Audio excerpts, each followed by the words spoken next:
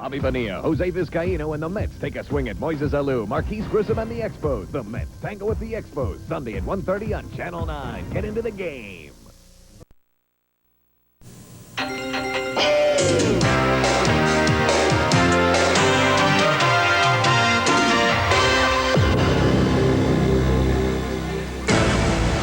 Last night in New York, the Rangers tried to erase 54 years of frustration in their bid for the Stanley Cup.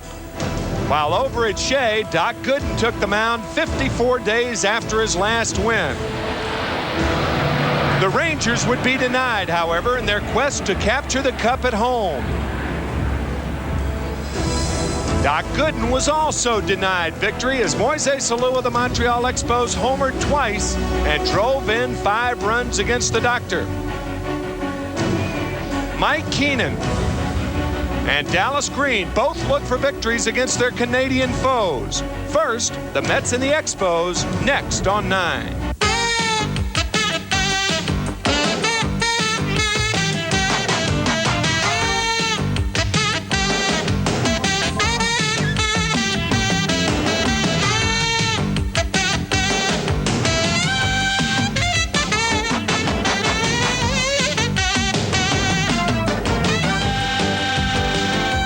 Live from Shea Stadium in New York, tonight the Mets take on the Montreal Expos. Mets Baseball 94 is brought to you by Budweiser Beechwood Age for a crisp, clean, classic taste.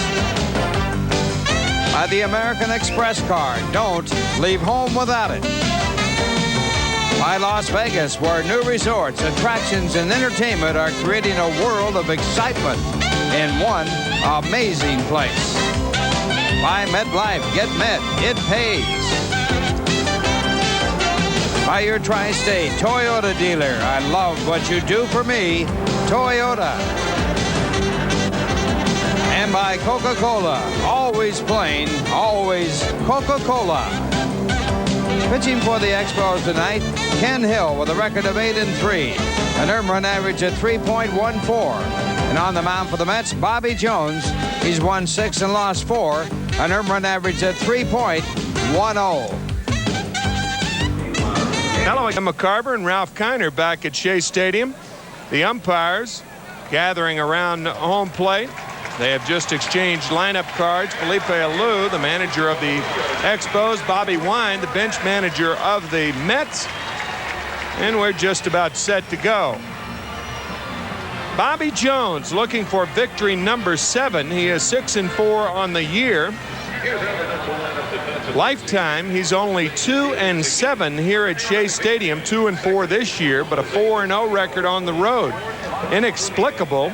Bobby doesn't know why that's the case, because Shea Stadium is usually a pitcher's friend, and the history of the Mets will prove that. And the Expo lineup is brought to you by your new Dodge dealer. It'll be Marquise Grissom leading off. He'll be in center field. Batting second, the first baseman Cliff Floyd. Batting third in left field, Moises Alou, a great night last night. Batting fourth, the right fielder Larry Walker. Batting fifth, the catcher Darren Fletcher. Batting in the sixth position, the shortstop Will Cordero. Batting seventh at third base, Mike Lansing.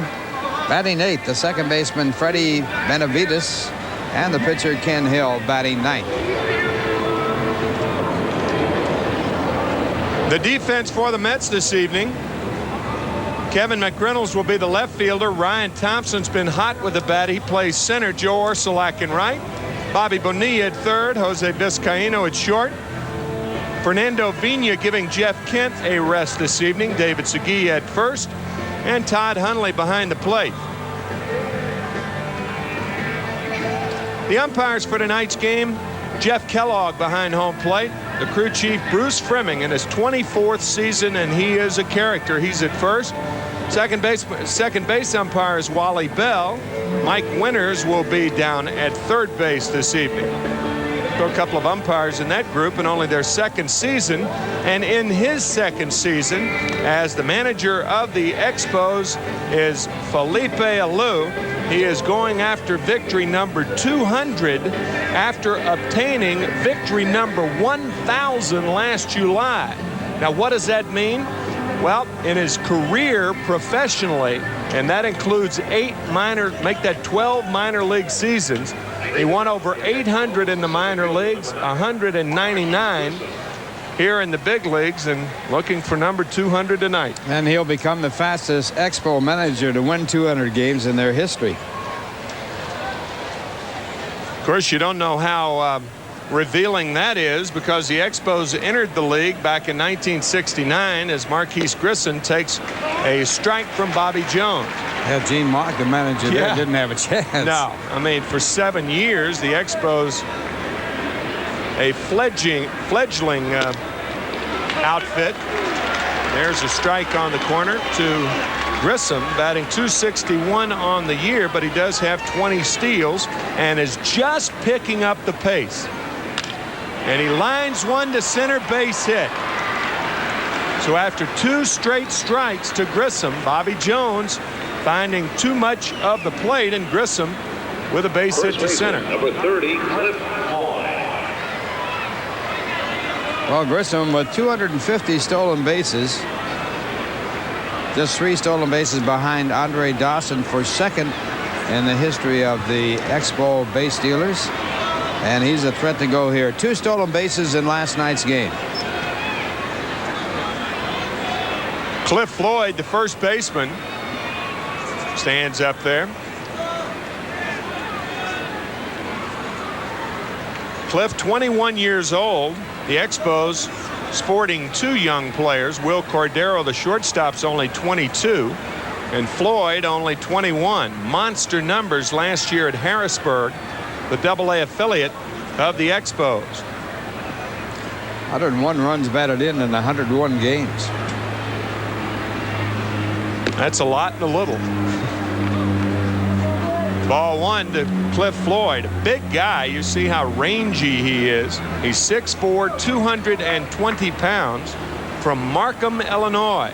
Born in Chicago.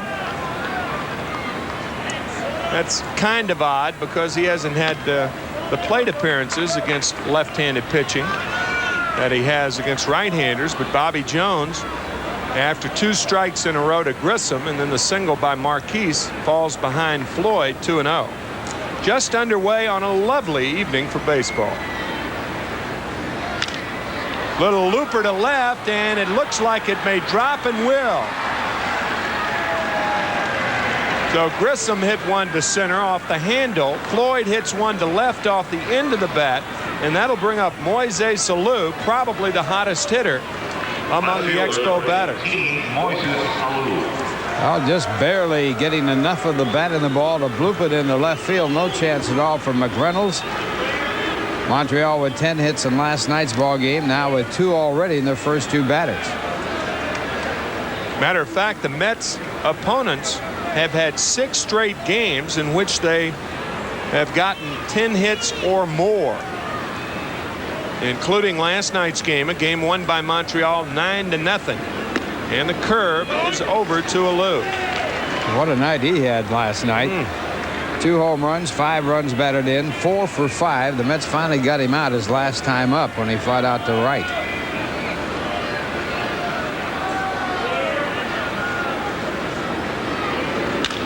Ground ball, base hit to left field. Grissom's going to score, and the Expos with 3 straight singles lead it 1-0.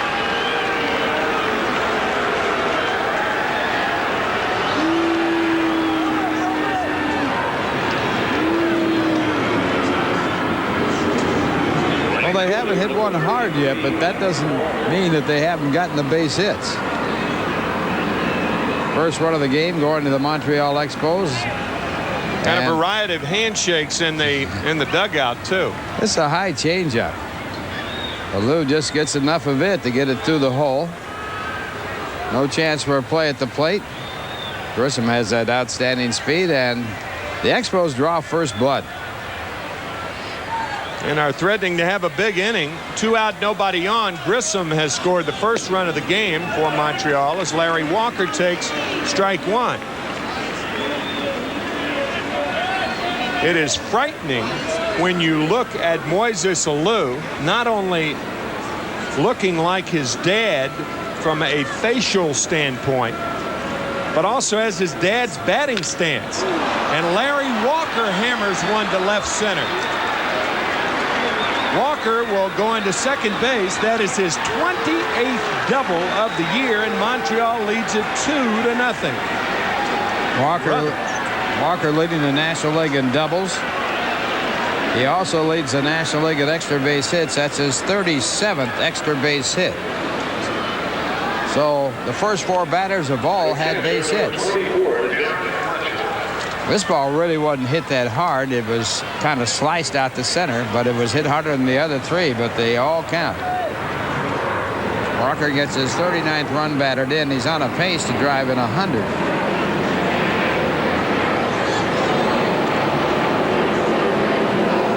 Larry Walker with 37 extra base hits. So Walker with his 28th double. And Darren Fletcher, the catcher, is the batter, and he takes ball 1. 4 straight hits for the Expos here in the top of the first inning. A rude greeting for Bobby Jones, who continues his miseries at Shea Stadium. He just cannot pitch well here so far. This one tapped foul, 1-1.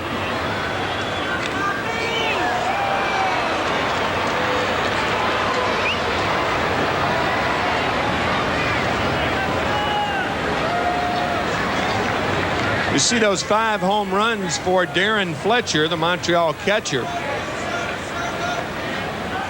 He went 38 days without scoring a run other than a ball hit with a home run. Pretty good indication that the batters behind him are not having a lot of RBIs because Darren's hitting .299. He's getting on base a lot. Home run in last night's ball game. Hit it off Mike Maddox. It's 2 balls and a strike to Fletcher. Change, tap toward third, fielded by Vizcaino, and Alou was caught in between, and he's kicking the bag at third base. Now that's a bad base running mistake at third. He should have scored easily. The infield was back. Yeah, but he didn't know whether Bonilla was going to field the ball or not. That in fairness to Alou. Ball gets by Bonilla. And you see Alou holding there. He wasn't sure. You're right, Tim. And then Vizcaino gets the out at first base. So the Mets finally get an out. And it was a 5th batter to be thrown into that situation of the first out of the game. I think with 1 out, he tries it anyway. But that was a good shot, and it kind of gave you an idea of what Alou was thinking and where he was looking. Bonilla went after the ball like he had a shot at it. But Will Cordero takes ball 1. Now the infield in for the Mets as it's 1-0 to Cordero. Here you see the ball hit just by Bonilla, and Alou was moving back toward third. And the runner at second, thinking that the runner in front of him was going to score, almost gets trapped off at second. That was Larry Walker. That's a good point. You saw in your screen that Walker had almost broken too far. 1-1 to Cordero. And now I think even with the infield in, ground ball, you go on contact. Bottom of the order coming up. You have a 2-0 lead. Cordero taps it foul. A ball and 2 strikes to Will, only 22 years old, as we mentioned.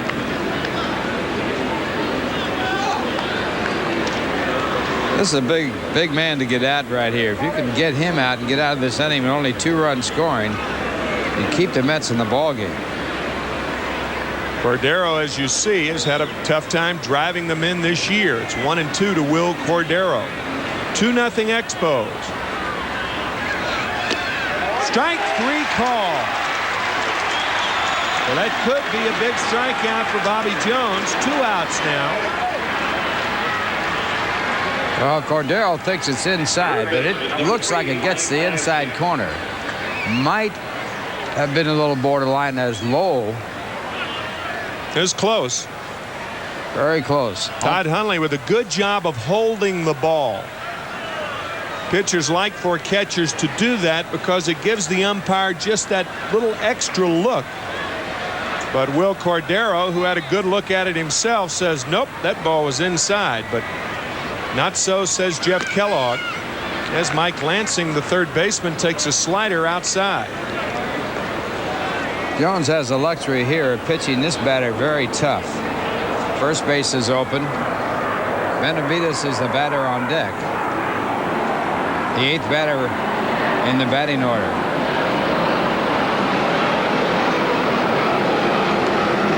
And Lansing fouls it back 1-1. You notice how with a runner on at second base and a good base runner in Larry Walker, an experienced player, how Todd Hundley sets up late. He gives the sign, is down on his haunches, and not until Jones is in his delivery home does Hundley move.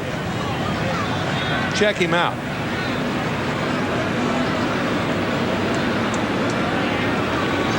Inside, and it hits Lansing. It looked like the right hand. Oh, boy. So Mike Lansing is hit, I think, on the right thumb with the Bobby Jones fastball. Ball tailing in.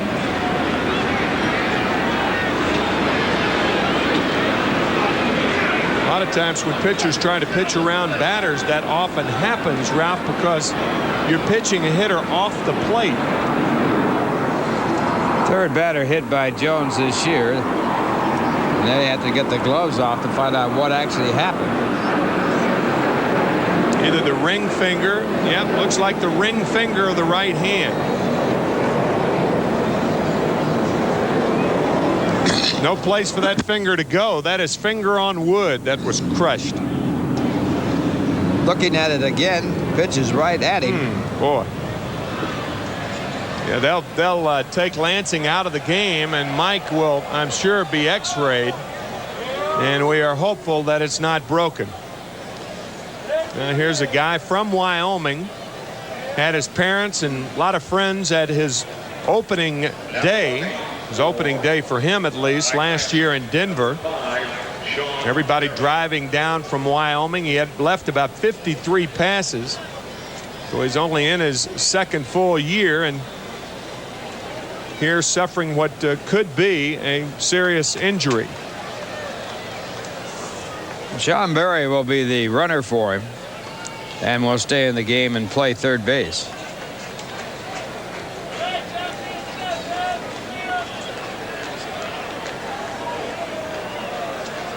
There's Sean Berry at first base, and now Hundley wants to talk to Bobby Jones as Freddie Benavides is at the plate. The second baseman, number 15, Fred Benavides. So we will try to have a report on Mike Lansing, of course, when we receive one.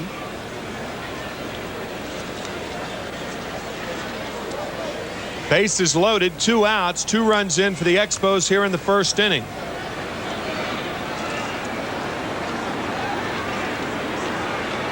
Benavides batting .235 on the year, and Hundley with a backhand stop. 1 ball, no strikes to Benavides. Lansing in pain. I would imagine the trainer of the Expos in to get some ice. What is Mike still doing on the bench? Yeah. I would think he would be headed to the training room, ice it down, get it x-rayed, and the slider misses to Benavides. So it's 2 balls and no strikes to Fred.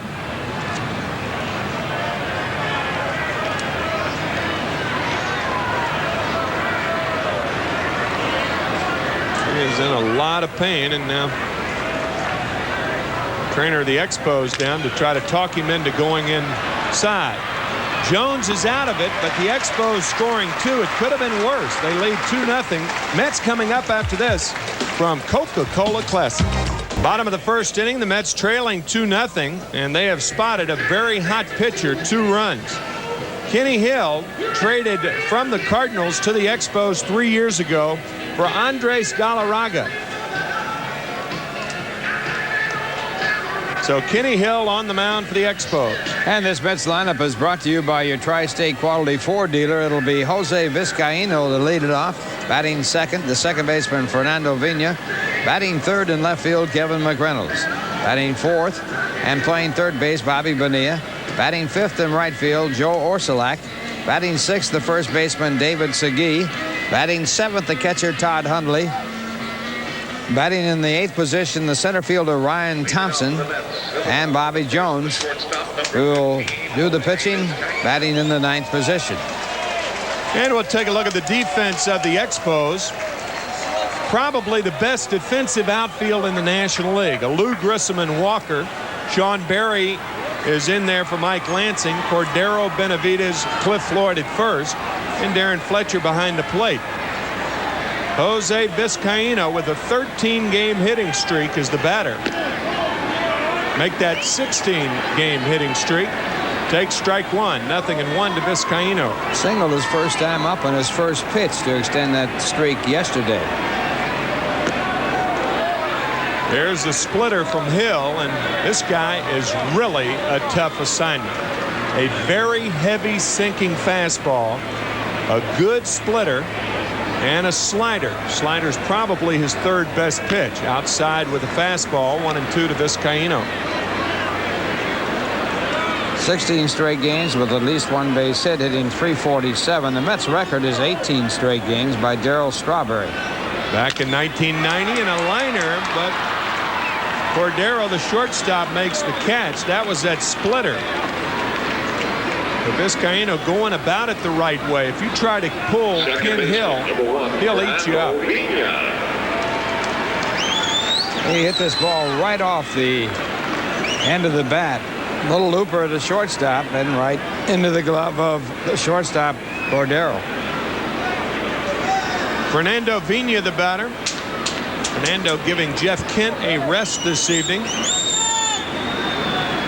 Right-handers batting only .206 against Hill this year as Phenia tries to bunt, but it's foul.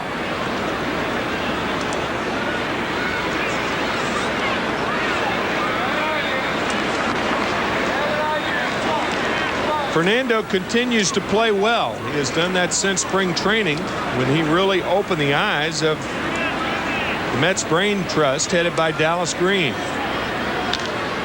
Loops it foul, 0-2 to Phenia.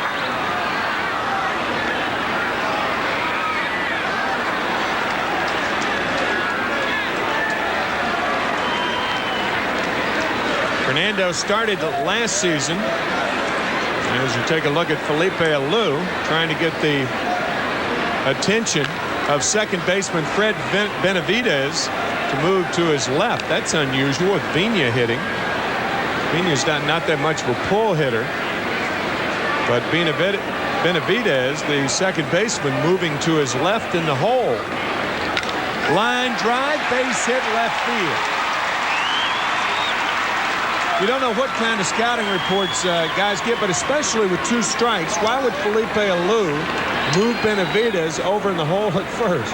It's just about universally known that he is not a pull hitter, but evidently they either know something or they haven't been given the right information. But Phenia does what is normal for him with a two-strike count. He hits straight away and he hits it to left field. Of course, no defense would have stopped that base hit. Phenia threat to run as Kevin McReynolds comes up. McReynolds batting .226 on the year, and he hits this one to right center, and Walker can't get to it. Phenia could score on this ball. He's going to try. The throw by Cordero. Safe at home. Phenia just beat it. 2-1 Expos.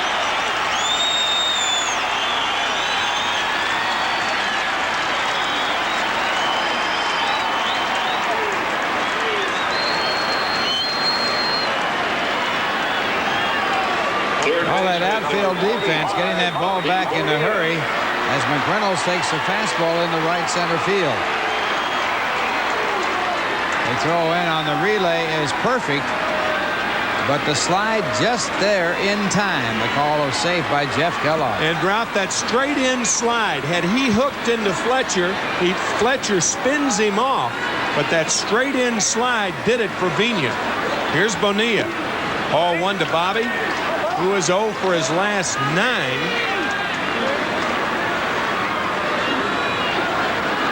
McReynolds at second base, 1 out, 2-1 Montreal.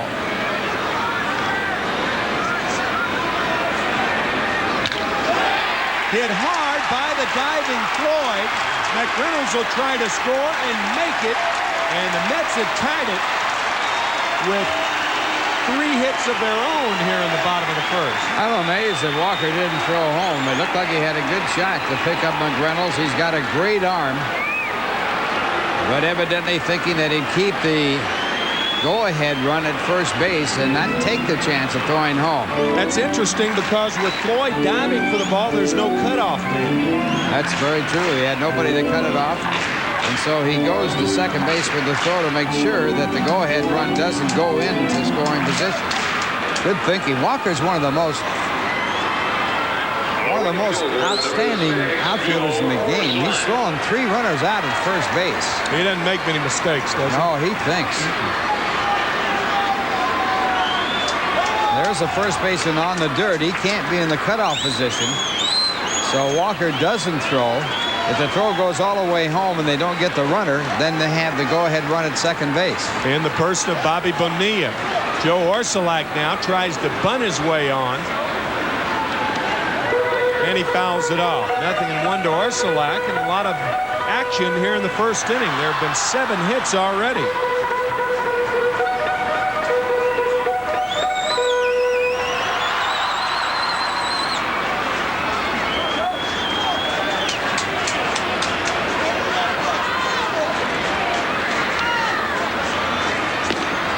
Outside, ball 1 to Joe, 1-1 to Orsulak. For Bonilla, by the way, that was his 35th RBI of the year. Bobby breaking that 0 for 9 slump, and it looked like he hit a pretty good pitch that split her down and away. There goes Bonilla. Hit and run was on. Orsulak to Floyd, and it's just fair as Bonilla goes to second base. First baseman, number 21, David Segui.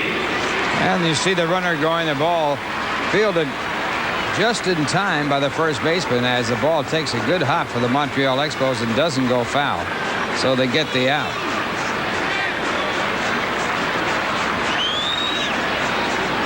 So Floyd made the tag.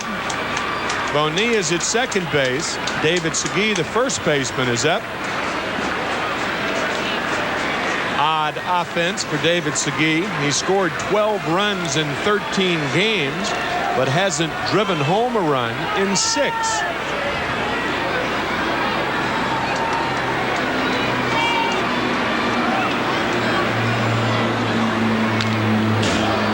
Nothing in 1 to David Segui.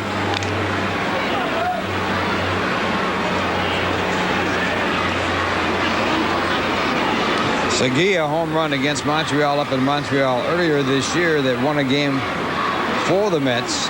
Hit it in the 8th inning, and Mel Rojas. Today, Player Relations Committee President Richard Ravitch said that he will present the club's economic proposal for a new basic agreement to the media following the negotiating session with the Major League Baseball Players Association on Tuesday, June 14th at the New York Sheraton. That is next Tuesday. The media presentation will take place in the New York Ballroom B, 3rd floor, and that will be fully covered by not only the New York media, but by the national media. Press conference will take place at 3 o'clock. As Marquise Grissom takes ball 1, he single scored a run in the first. The owners will present a salary cap proposal to the Players Relationship Committee, Players Relation Committee. 1-1 to Grissom. And of course that will be a new innovation. It has never been approached before. They've talked about it. Salary cap would mean that there would be a type of salary cap on the maximum salaries for a team that they pay each year. 2 balls and a strike to Grissom. It took Richard Ravitch, the negotiator and representative of the owners, 18 months to convince the owners to approve a revenue sharing plan. And most of the owners said no revenue sharing plan without a salary cap. Ergo, 28-0 vote on Tuesday in Cincinnati. And it is assumed that the salary cap proposal is the proposal that will be made, but in what wording, we don't know yet. And the union doesn't know yet. And Donald Fear, the head of the Players Association, will find that out on Tuesday afternoon at the Sheraton here in New York. It is a very, very, very important announcement as Marquise Grissom takes ball 4. And we will have that for you. We're on the air at 7:30 on Tuesday night, and we will have that, if not the press conference, all of the information concerning the press conference at the beginning of our game on Tuesday night. As Cliff Floyd, the first baseman, steps up. Cliff, a single and a run scored in the first inning. 2-2 here in the second.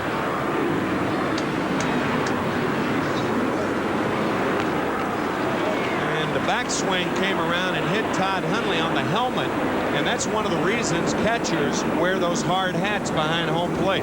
It used to be they had that soft felt cap, and you can obviously get seriously hurt that way. That backlash as the bat goes all the way around. Catchers try to get as close as they can underneath the batter. Sometimes you get too close.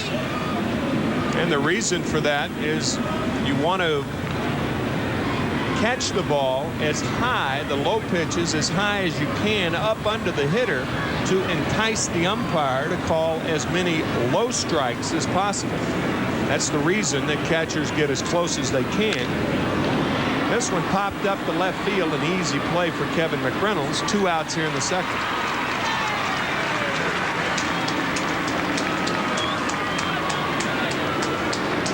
Well, a fine ball player coming to the plate right now. Moises Alou, RBI number 35, his first at bat, and we told you how scary it was that he looked like his dad with that batting stance. He looks facially like his father, but I mean the genes are traced all the way to the hands and the way you hold the bat.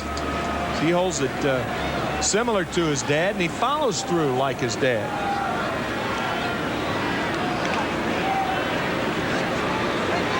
Grissom a threat to run.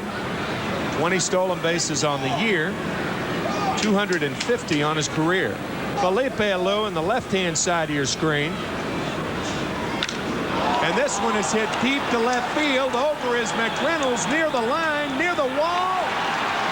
Gone. Home run, Moises Alou. And the Expos take the lead again, 4-2. He hits like his father, too. 6 for 7 against the Mets in this series. 3 home runs. 8 runs batted in. He is coming on to be one of the great stars in this game of baseball. And last year he broke his leg. Seriously broke his leg. It's amazing he's able to be back in play as well as he has done here this year. Larry Walker jammed on the curve. He makes the 3rd out. But Moises Alou continues his red-hot hitting at 4-2. Expos, middle of the second. We're back after this from the Bell Atlantic Yellow Pages. Well, he is a remarkable young player. Ralph talking about that horrible broken leg last year on September 16th.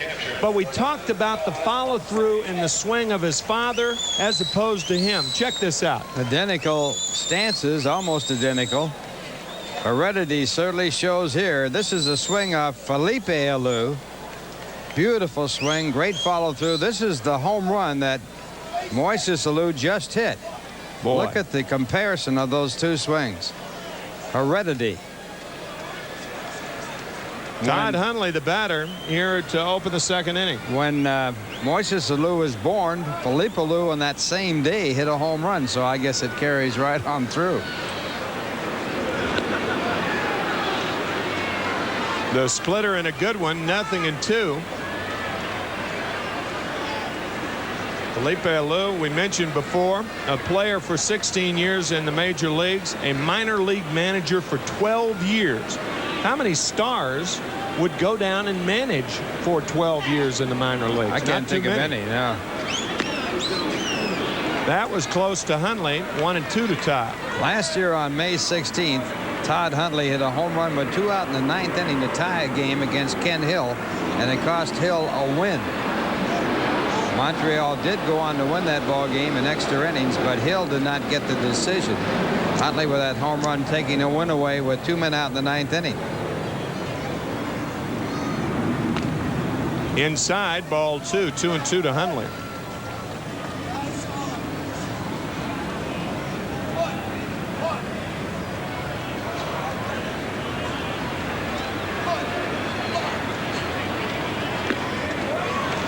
Low with the splitter. Hundley wants to look at the ball. 3-2 to Todd. 4-2. Expos on top of the Mets. Bottom of the second inning.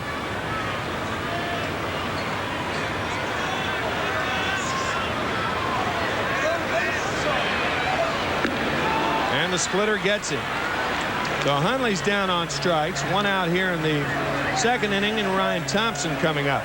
Incidentally, we talked about Hundley in that game in Cincinnati that Hundley was charged with an error on, and the newspapers quoted him as saying that he trailed the play and was away from home plate and couldn't get back. Hundley has told us he did not tell that to the newspapers, and that he was there for the throw, and it was not his admission of trailing the play that he was. They quoted him on that fact, so Hundley certainly has denied those statements that were written at the time. 1-0 to Thompson, and the slider is high. Ball 2. Ryan batting .260, his highest average since May 1st. Todd saying that there were about 10 or 12 reporters around him, and who got the quote he doesn't know. This one hit hard to shortstop. Cordero on a high throw throws out Thompson. 2 out. Said he holds no animosity whatsoever toward the writers, but there was no comment by him that he trailed the play when Deion Sanders was on at second base representing the tying run in Cincinnati last Sunday. A ball that was returned. Lenny Harris was the batter. Runners at second and third and 2 outs. The Mets up by 2 in the 9th inning. Harris hit a slow ball to shortstop. Bang bang play at first.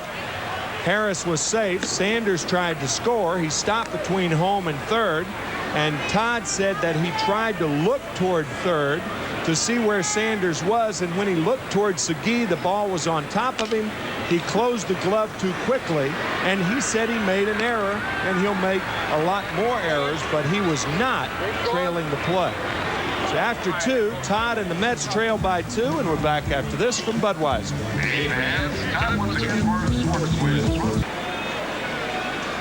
Darren Fletcher leads it off for Montreal here in the 3rd inning of a 4-2 game. Moises Alou again. 5 RBIs last night, 3 tonight.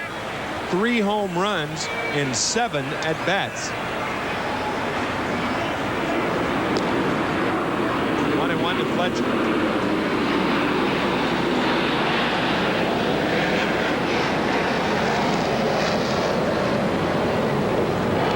Fletcher grounded to short his first time up. And the curve is inside. 2-1 to Darren Fletcher. Mets pitchers have now given up 33 earned runs in their last 37 innings. It's almost a run an inning over a 4-game period on average. So the pitching has been woeful of late. 3-1 to Fletcher. Fly ball deep to center, but Ryan Thompson there. And he makes the catch. One out here in the third, and Will Cordero, the shortstop, coming up. Well, folks, there's a break in the action. It ought to be a great time to break for the great taste of Bud Light. It's a big hit with fans everywhere because it won't fill you up, never let you down, so make it a Bud Light. Beautiful evening for baseball or anything else for that matter. About 60 degrees, low humidity. It looked like a Bud Light or a couple of Bud Lights in front of our camera there. Will Cordero, the batter, he took a call, third strike. First time up.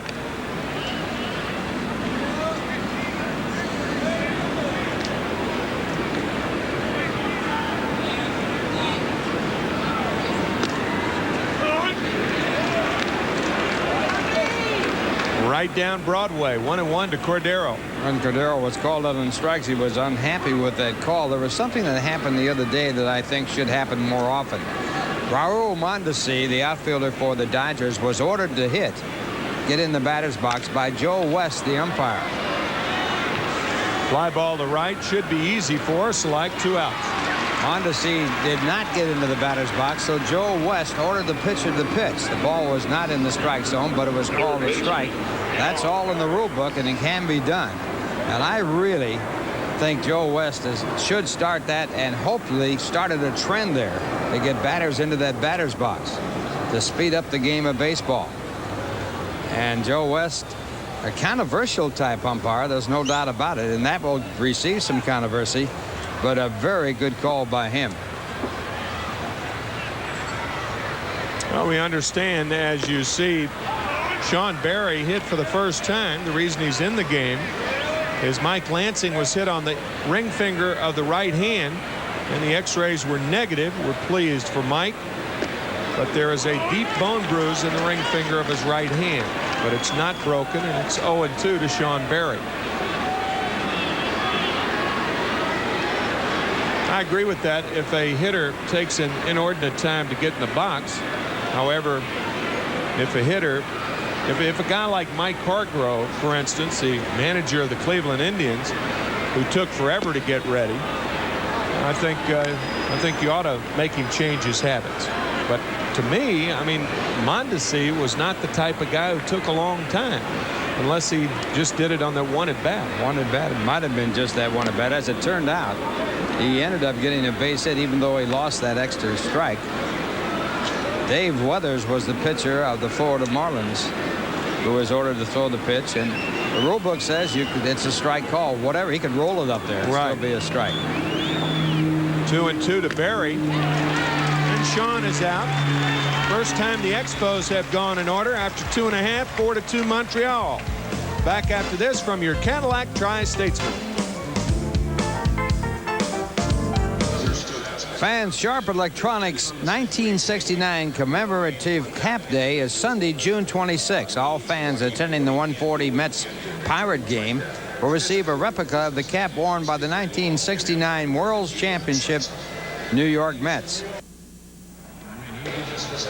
The Miracle Mets, as a matter of fact. And for all ticket information or to charge seats by phone, call 718-507-TIXX during business hours. A per-ticket service charge applies, and don't forget to ask about the new right field attraction opening this summer, Nickelodeon Extreme Baseball, right here at Shea. Now the Miracle Mets, and they were indeed the Miracle Mets with the strong pitching of Tom Seaver, Nolan Ryan in the bullpen, if you can believe it. Jose Vizcaino, high chopper towards second. Benavidez has to hurry, and he does, to get Vizcaino 1 out on 1 pitch here in the 3rd inning. It was on this day in 1969 the Mets won their 11th consecutive ball game. That was a Mets record and still stands as the most consecutive wins the Mets have ever had. 11 straight in 1969. Gary Gentry, Jerry Kuzman, Ed Kranepool, Red Garrett at 3rd, Kenny Boswell at 2nd, Art Shamsky. And where was Felipe Alou then? With the Atlanta Braves. Hitting a lot of balls hard. Jerry Grody, the best defensive catcher that I've ever seen. Better than Bench. A notch above Johnny Bench. And boy, you'd think that isn't saying something. Right center. 2 pitches, 2 outs here in the 3rd inning. I did not get along with Jerry Grody as a player. I'm not alone in that category. No, that's nothing new. Matter of fact, Jerry and I don't even speak on old timers days now. That's how long it carries over. It is laughable. I agree with you. You're laughing. I mean, were there any players? Were there any guys that you played with or against that you had those feelings? Oh, I think you definitely have it. That you run into people like that. Jerry Grody was a extremely affable person when he was out of uniform. He was a lot easier to get along with. The newspaper people didn't like him at all. He was very gruff and abrasive. 2 balls and a strike to Kevin McReynolds, an RBI double in the 1st. We just had a little video here in the ballpark, and Tug McGraw opened up by saying, I mean, it was just a little 30-second squib about Jerry Grody and his great catching ability, and he started out with a negative remark about Jerry. You might not like him. Yeah, he said it doesn't matter what kind of person he was a great catcher. 2-2 to McReynolds.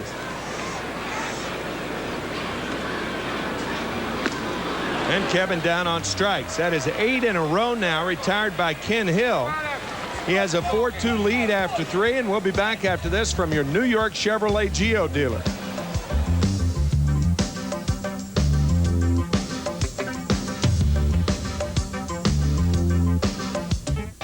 Freddie Benavidez, the second baseman, leads it off. Montreal blue and the Mets blue. Mets are blue. 4-2, the Expos, and then to call it for you here in the top of the 4th, Ralph Kiner. All right, Tim, and Benavidez grounding out his first time up, batting for the 2nd time. Bobby Jones on the mound for the Mets has been reached for 4 runs on 5 hits. And the first pitch hit on the ground to Bobby Bonilla, who guns it to first base, 1 away. Benavidez hitting .235 coming into this game. And that'll bring up Ken Hill. Ken worked the count to 3-2 his first time up, and then grounded out the second. Montreal 12 games over 500 for the 2nd time this year. That's the highest they've been over 500 this season. And even with that fine record, they trailed the Atlanta Braves, who have the best record in baseball, by 3 games. But they are leading in the wild card by 2 games over Houston and Cincinnati. And we'll check out the Macy's scoreboard. The Dodgers defeated the Cubs 2-1. The Cubs losing their 10th straight ball game. The Phillies leading the Cardinals. Marlins over the Pirates. Rockies leading the Reds. And the Braves leading the Astros. Chopper up the middle could be a base hit, and it will be, as Phenia knew he had to either barehand it and make the play, or he wouldn't have a chance at all. Tried to barehand it, couldn't do it. And a base hit for Ken Hill. That's an awfully hard ball to barehand. That ball with topspin on it. A ball that you could really hurt yourself on. Once you topspin on this ball, this is not an easy ball. This is not like a ball off the end of the bat. Fernando appears to be all right, but that's a ball that can split your hand. Hill getting his 4th hit of the year, and the batter is Marquise Grissom. A curveball for ball 1. Grissom has singled and walked and scored twice.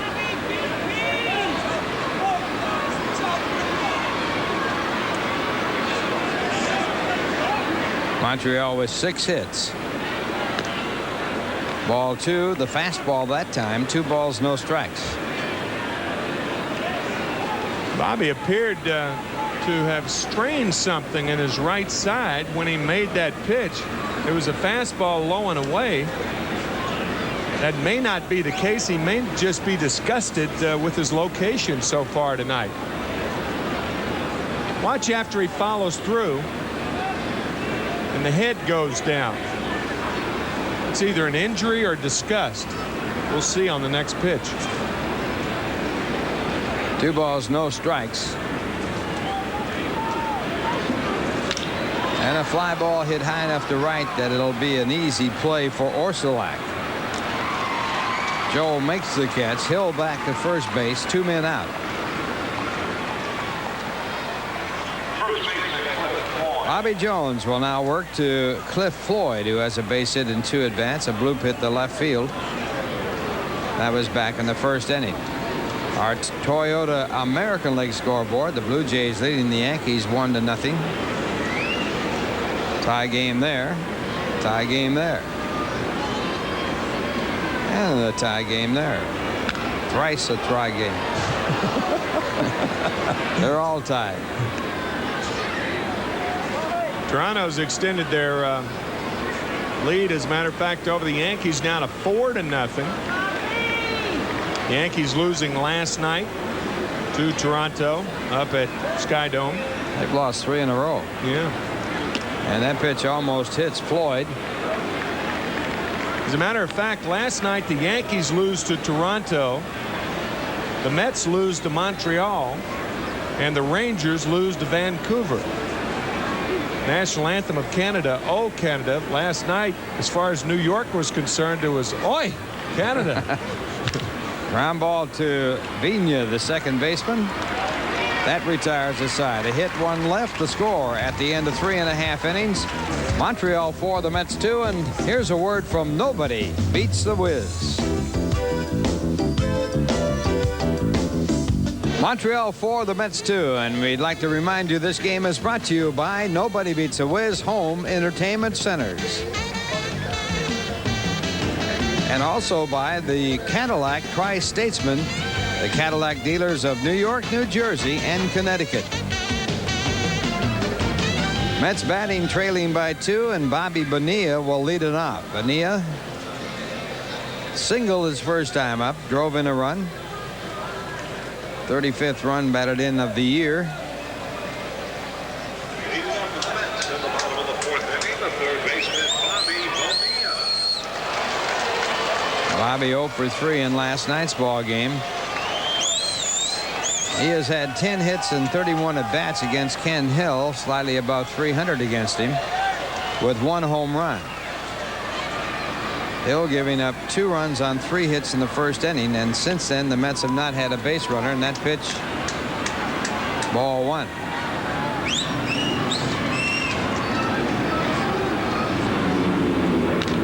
Ground ball to the second baseman, Benavides. 1 man out. Benavides last year with the Colorado Rockies. As Hill comes back to the hill to work to Joe Orsulak. Hill has a very unusual delivery. He throws like an infielder, sort of cocks his arm behind his back. And you would think he would put an awful strain on his pitching arm. There's that action that he has, and he throws that first pitch for ball 1. He was 6-0 last year on June 5th. However, he didn't win his 7th game until July 22nd. He ended up 9-7 last year, did Ken. He was 16-9 his first year with the Expos. He is a quality reliever, or I beg your pardon, a quality starter. 3 balls, no strikes to Orsulak. Orsulak grounded out his first time up on a hit-and-run play. Fastball, strike 1, 3-1 the count.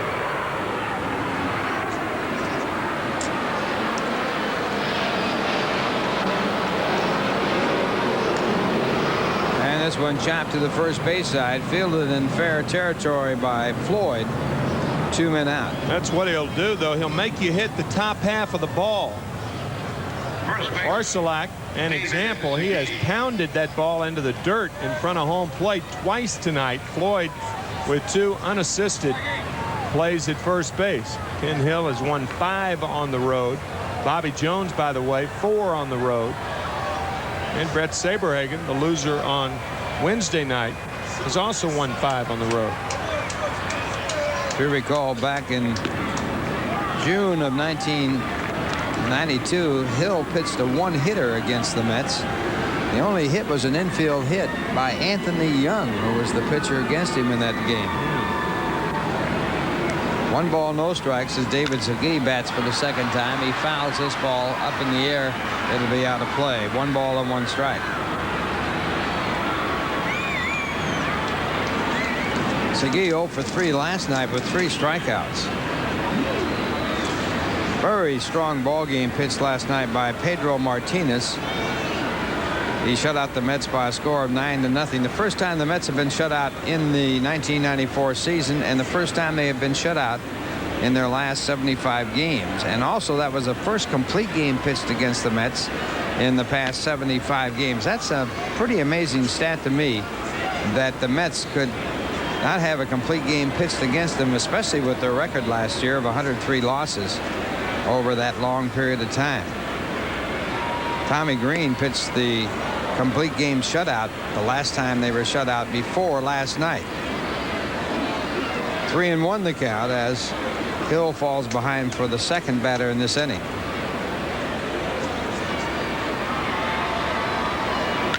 This ball hit high in the air to right center. Just got under it a bit. It'll be a routine play for the center fielder Grissom, and that retires the side in order. 11 in a row for Ken Hill. The score at the end of 4. The Expos 4, the Mets 2, and here's a word from the Bell Atlantic Yellow Pages. 4-2 Montreal, top of the 5th inning. And it will be Moises Alou to lead it off. He's had a single and a home run in this game with 3 runs batted in. Last night, he was 4 for 5 with 2 home runs and 5 runs batted in. What a series he has put together so far. A 4-game series with Montreal. Tomorrow an afternoon ball game, game time at 1:40. And Sunday an afternoon ball game, game time at 1:40. And the first pitch, a breaking ball by Bobby Jones for ball 1. Last year, we mentioned in July, his father won his 1,000th game as a manager. That included the minor leagues. And tonight, on that night last year when his dad won 1,000 games, Alou hit 2 home runs. And he told Rich Griffin, the public relations director of the Expos, that he'd try to do something tonight to help his dad win his 200th major league game, and he certainly has done that. He's already done that as he takes again in this ball 3, 3-0. Felipe Alou just sitting in back, relaxing and enjoying the performance of his son. There's a strike, 3-1.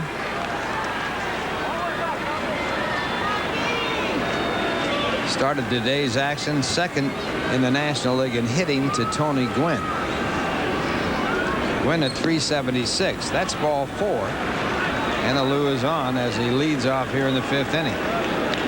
Now, it's a remarkable story. In an interview with Roy Firestone about a year ago, Felipe Alou saying that he was traveling all the time when his son was young. He has 7 children in his second marriage, and Moises, a son of his in his first marriage. And he said he was traveling, and even Moises said that he really didn't know his dad when he was younger because of all the baseball travel involved. And now here he is with a chance to know his dad because he's playing for him. They see one another every day and are very, very close friends. Usually when you hear a son say that about his dad, that's almost the quintessential definition of friendship. And his dad going overboard in the early part of his career not to show favoritism to his son. In fact, I think it was even a little bit detrimental to Moises Alou. Very classy man, Felipe Alou, who had 2 brothers that played in the major leagues. All 3 of the brothers outstanding ball players. Felipe by far the best of them, even though Matty Alou led the National League in hitting one year. Ground ball is short. They'll try for 2. They don't get it. This Caino to Phenia, but the speed of Larry Walker batting from the left-hand side of the plate. And the Mets just get the force play. I've talked to players, and they're aware of that little half shin guard that they wear. I think that may become as pet a peeve as warm-up jackets that pitchers wear when they're on the bases. Larry Walker, I think a lot of players wear those half shin guards because they hammer it down on their foot. Now he's got something for his wrist. No, that's the half shin guard that he wears on his foot. That was Luis Pujols, the first base coach. But he's putting something on his wrist now. And the next batter, Darren Fletcher, goes after the first pitch, pops it up to shallow left center, where McReynolds makes the play. You never wore a shin guard. Never did. Did you? No. I was sick of them by the time I hit. You had to take them off the hit. I had to take them off the hit. I didn't want to wear them anymore. So Bobby Jones, trailing by 2 in this game, giving up 2 runs in the first and 2 in the second, now has 2 men out in the 5th with a runner at first base. The batter will be Will Cordero, who is 0 for 2. That's Sean Barry on deck. He has one of those half shin guards. First one that I ever saw Vic Wertz wore. He used to foul the ball off his foot a lot. It's one thing I didn't do much of. Big curveball for a called strike as Cordero looks. He was called out on strikes in the first inning, fly to right in his next at bat. And Sean Barry, the on deck batter. Short lead at first by Walker, but he has 8 stolen bases on the year, and this ball hit the left center field. Thompson will have to hurry. He does get there, as that ball just carried well and stayed in the air long enough for Thompson to retire the side with his catch. A walk and 1 left to score at the end of 4.5 innings. The Expos 4, the Mets 2, and here's a word from your Tri-State Toyota dealer. All Hall of Famers, switch hitting Hall of Famers. Mickey Mantle didn't even have a 300 average, and that's one thing the Mick says has really bothered him. I think it's 299. 298. 298. 0-1 to Todd Hundley. Todd thought the ball was outside. Todd, a strikeout victim his first time up. There are 11 switch hitters in the Hall of Fame. Only 4 of them are regular players. The others don't count. Are pitchers. Yeah, they don't count. 1-1 to Hundley. Those 4 are Mickey Mantle, Frankie Frisch, Max Carey. Max Carey, right. And the other one is Dave Bancroft, which goes back a few years. Goes back more than a few. Both Max Carey and Frisch both go back, and of course Mantle. 1 ball, 2 strikes to Hundley, with the Mets trailing 4-2 here in the 5th. You don't suppose they'd sneak one of those pitchers in there with a lifetime batting average of? They can't. Well, that's they wouldn't not do that fair. to us. That no. doesn't count. Pitchers do not count. Guys like Vida Blue and switch hitters. Yeah. Hammered into the ground, and that's what Hill can make you do. Still 1-2 to Hundley.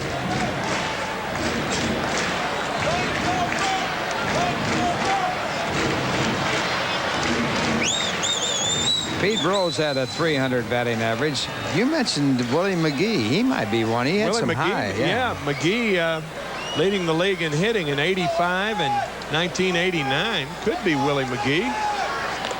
Hundley down on strikes again.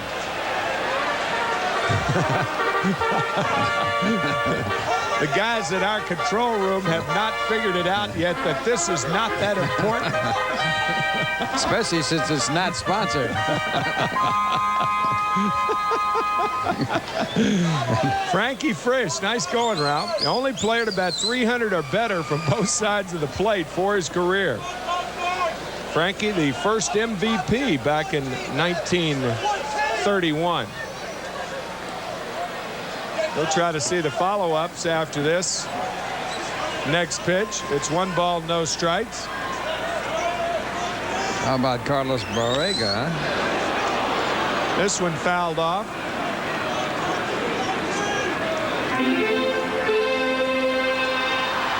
And it's 1-1 to Ralph Thompson, or to Ryan Thompson. I was thinking of you as a switch hitter. No.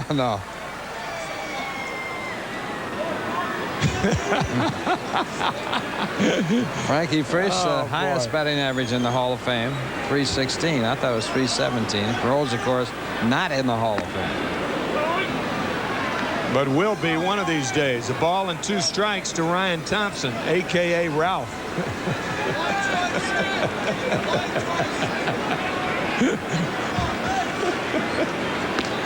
Outside, 2-2 to Ryan.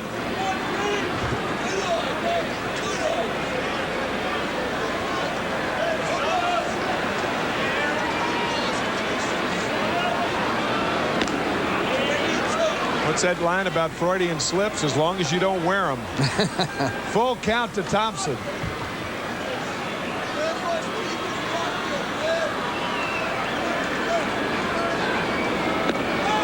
The splitter gets Thompson.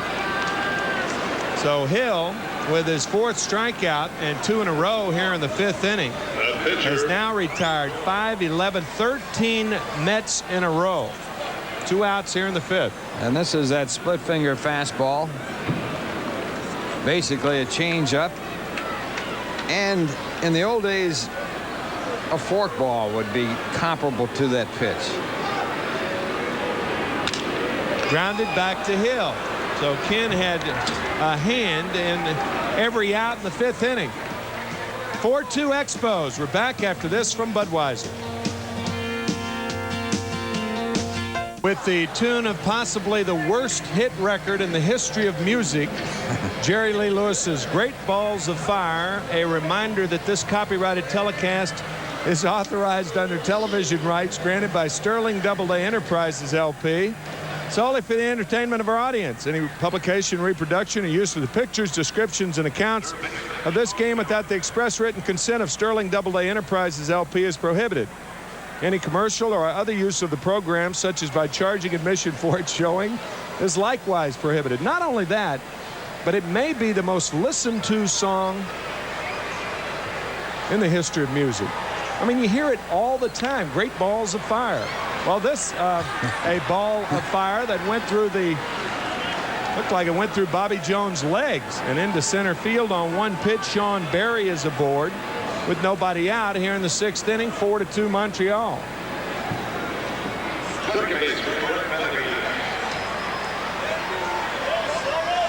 Obviously just kidding. Our friend Jerry Lee Lewis never criticize anyone from Memphis with me around. That's right. Well, why didn't he sit down when he plays the piano? He does have a tendency to play the piano in various positions other than seated. Hit and run is on through the legs of Jones, and Phenia on a play that was just superb. Nice play by Fernando Phenia. 2 outs on the double play. Well, you play the carom correctly, and you got a double play. It's off of the glove, deflected over toward Phenia, who handles it well, stays on the bag as he fields the ball, gets the out at second, and the double play as he throws on to first. Had Jones not touched that ball, it could have gone into center field. Don't know, but anyway, he flagged it down. Phenia caught the carom, stepped on second, and doubled up Benavidez as Kenny Hill takes a strike. 7 hits for the Expos, only 3 for the Mets. Mets 3 hit in last night's game. Outside corner, 0-2 to Ken Hill.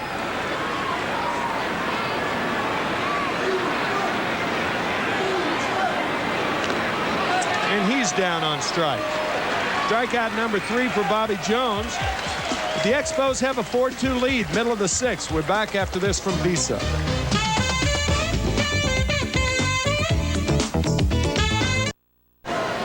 Four to 2, Expos on top of the Mets here in the bottom of the 6th inning, but that will not dampen the spirits of the Kiner clan. Diane, Ralph's wife, there, the left of your picture in the background. And Casey, your daughter, first time you've seen Casey in a while, I guess. That's right. And of course, she's in here because her husband, Robin Freeman, is playing in the Buick Open at Westchester. And happy to say he's 6 under par. And there's Robin right there on the left side of the screen, and he's in contention to win the championship there at Westchester. 6 under after 2 rounds, right? 269s, yeah. All right, there Robin. All right. Here he is, eating popcorn and drinking Cokes, and he's 6 under. Well, he should be having steak. Little Dom Perignon or something. That's right. Of course, I guess Robin thinking never count your money while you're sitting at the table. And he's certainly not, especially in that game. That game is tough. 1 ball, 2 strikes to Jose Vizcaino.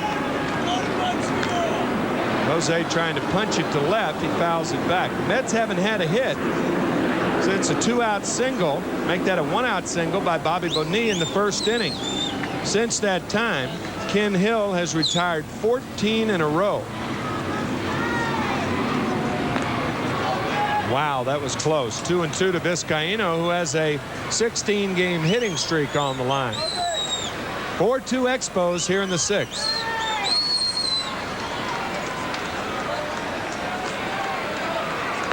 Splitter and nasty. 5 strikeouts now for Ken Hill, and Fernando Phenia coming up. You called it at the top of the show, Tim. This guy is tough to hit against. Heavy slider and that great fork ball right there for a changeup. This ball really a tough pitch to hit. No chance. 15 in a row now retired by Ken Hill. As Fernando Phenia is up, he has one of the 3 Met hits. He wanted to bunt. He takes ball 1. Mets had only 3 hits in last night's game against Pedro Martinez. Montreal with a tremendous pitching staff. They're 2nd in earned run average in the National League, 2nd to Atlanta. Grounded to first. Easy play for Floyd. That's 16 in a row.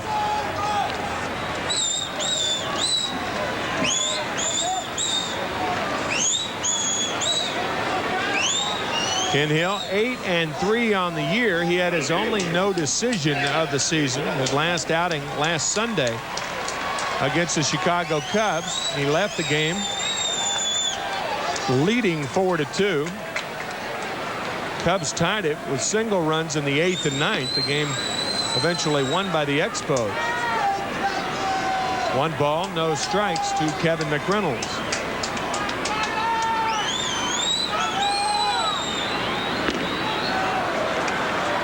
He's as close to being unhittable right now as any pitcher the Mets have seen in some time. Even though Martinez last night pitched a 3-hitter, I think Ken Hill has better stuff tonight. His location has been marvelous. 2 balls and a strike to McReynolds, who doubled in a run in the first inning.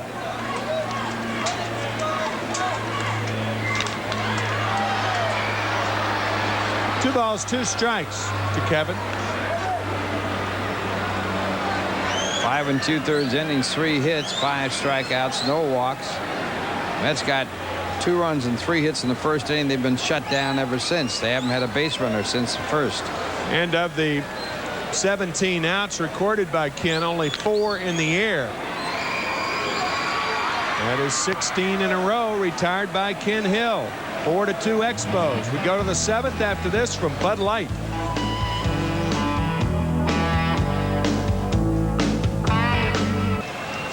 With Montreal on top 4-2 here in the 7th inning. Back in to take you for the rest of the way. Here's Ralph. All right, Tim, and Marquise Grissom will lead it off against Bobby Jones. Grissom with a single, a walk, and a flyout. 1 for 2 tonight. Jones starts off with a curve for ball 1. Grissom at 263.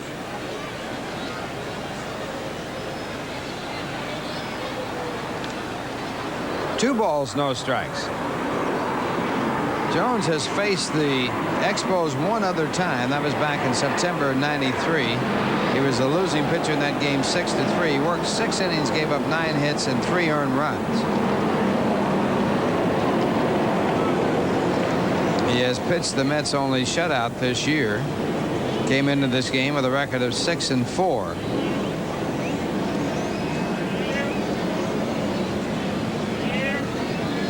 Made his major league debut against the Phillies and won his first game start in the major leagues.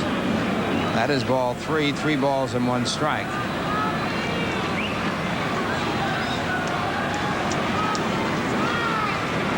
The one shame about this ball club, Ralph, is that they are such a good young club and they're not drawing beans up in Montreal. a franchise that frankly could be in trouble. Montreal drawing 508,000 people this year. That is dead last in the National League. And having a good year. Been winning ball games, 12 games over 500. Good road record and a good home record. This Gallino gets it over there in time, and Grissom, who can get down the line, is thrown out. Let's take a look at the American Express financial update. Today on Wall Street, Dow Jones was up 20.31. Standard & Poor up 0.81. Gold up a half a buck, and silver up a penny. That's our American Express financial update for June 10th, 1994. And on this date in 1944, a fellow named Joe Nuxall became the youngest player to ever play in the major leagues. He was 15 years old, 10 months and 11 days old, and he came in to pitch for the Cincinnati Reds. June the 10th. Fastball, a strike call. It's 1-1. Cliff Floyd, the batter, 1 for 3 tonight. Joe Nuxall broadcasting for the Cincinnati Reds as we speak. That's ball 2. 2 balls and 1 strike.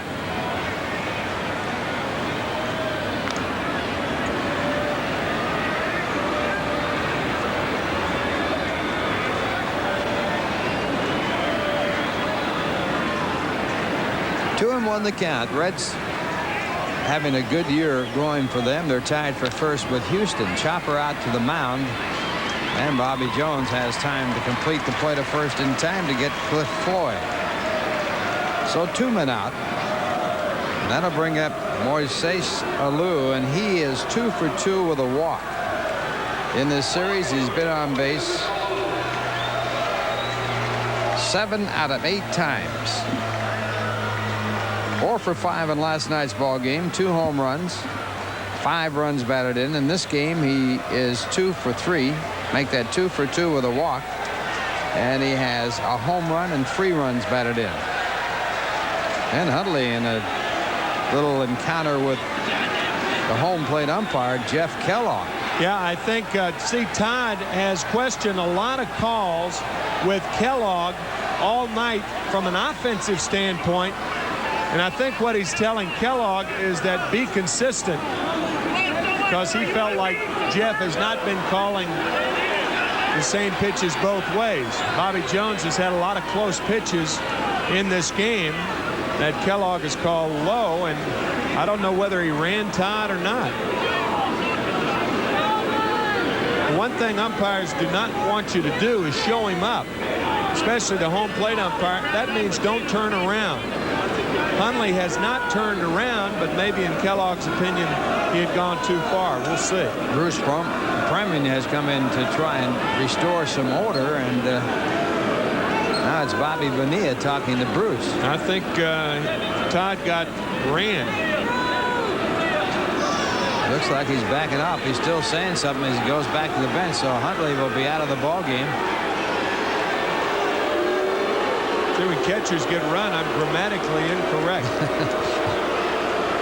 Hundley is run. He didn't got ran. I like got ran. That sounds better. Sounds like a ball player. So Todd is ejected from this game. Kind of a delayed action on Kellogg's part.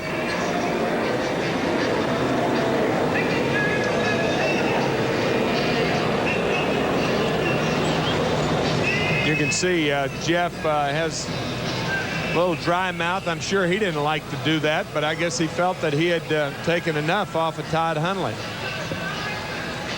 Well, we'll check it out and see if we can pick up what started all this. Oh, he's gone right there.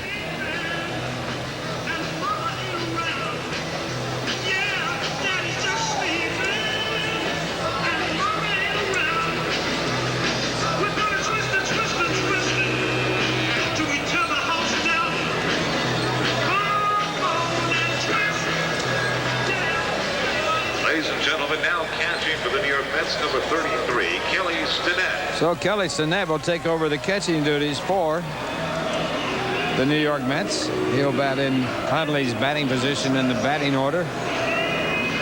That would be the 7th batting position. Stinnett had caught the 3 games in Colorado and had a tremendous series there. He was 8 for 13, hitting .615. So he takes over with Alou, the batter.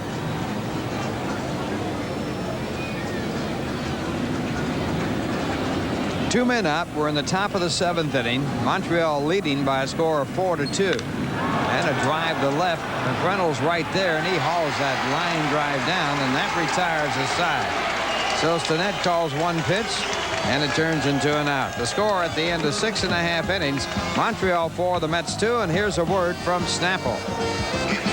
Tie, but they haven't had a base runner since the 1st inning, as Ken Hill has sharpened up considerably after giving up 2 runs on 3 hits in the 1st inning. 17 batters retired in a row by Ken Hill, and he'll be working to Bobby Bonilla, the last man to get on base against him. Bonilla singled to right field in the 1st inning to drive in the Mets' 2nd run. And Bonilla goes after the fastball, fouls it back into the stands, out of play. The Mets and Expos have met 4 times this year. The Mets have won 2 and the Expos 2. The Expos have won 7 of their last 8. The Mets have won 2 of their last 10. Fastball just missing. 1 ball, 1 strike. Ken Hill with the Expos has won 33 games and lost 19 since coming to the Expos. For Andres Galarraga a few years ago, ball hit to left field, but Alou there to track it down, 1 away.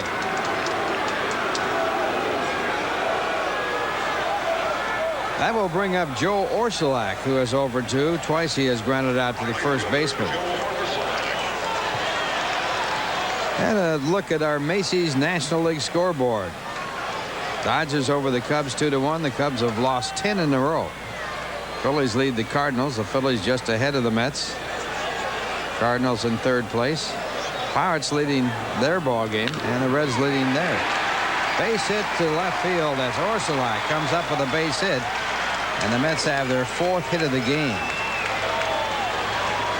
That's an example of an experienced hitter making an adjustment during the ball game. The first 2 times up, Orsulak tried to pull the ball off Ken Hill. He ended up grounding weakly to first, and this time he said, I'm going with you, and he does. Hill have retired 18 straight batters before the base hit by Orsulak, and now the time runners at the plate. And the batter is David Segui. He's 0 for 2. Mel Rojas starting to throw in the bullpen for Montreal.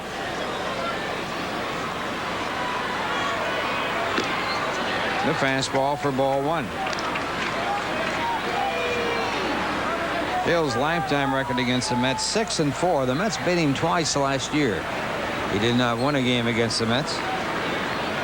Lifetime record, 56 wins, 51 losses, but he has come on to be a very strong pitcher after being traded to Montreal by the St. Louis Cardinals.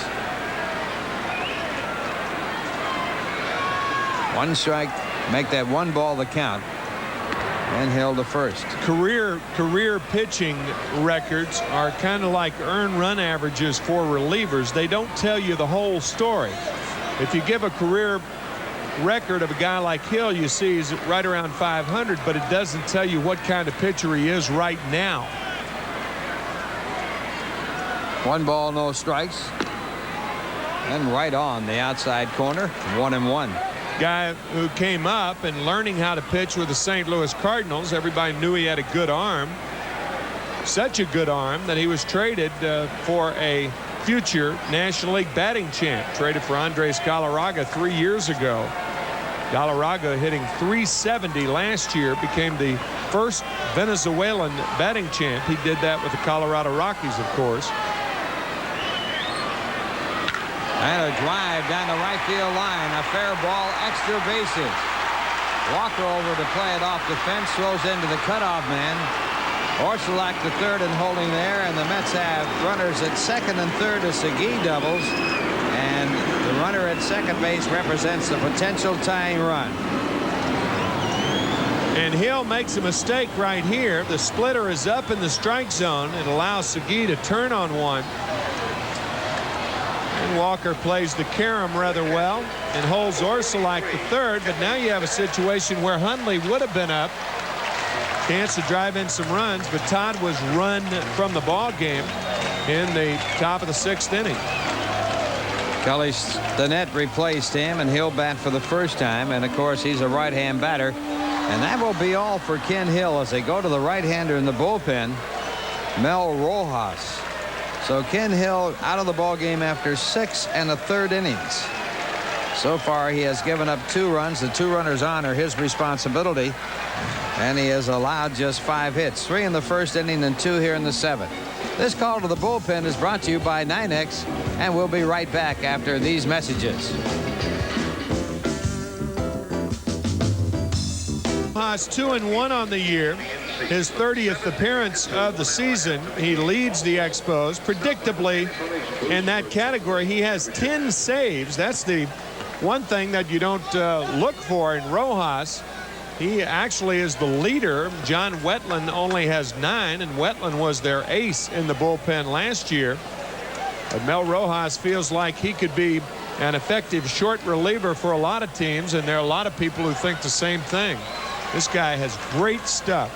Forkball is best pitch, and he had 10 saves last year and 10 already this year. He was the Roll Age Fireman of the month of April with 1 victory, no losses, and 7 saves. And his first pitch in the dirt to Kelly Stinnett.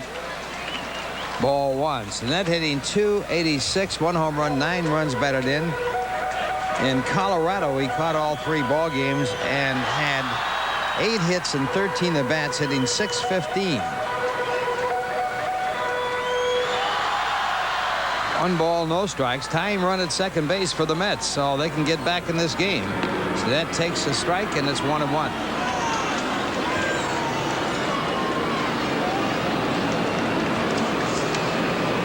Hundley out of the game when he was ejected by home plate umpire Jeff Kellogg. Would normally be hitting. Hundley had struck out his 2 times up against Ken Hill, and that pitch, ball 2, 2 balls and 1 strike.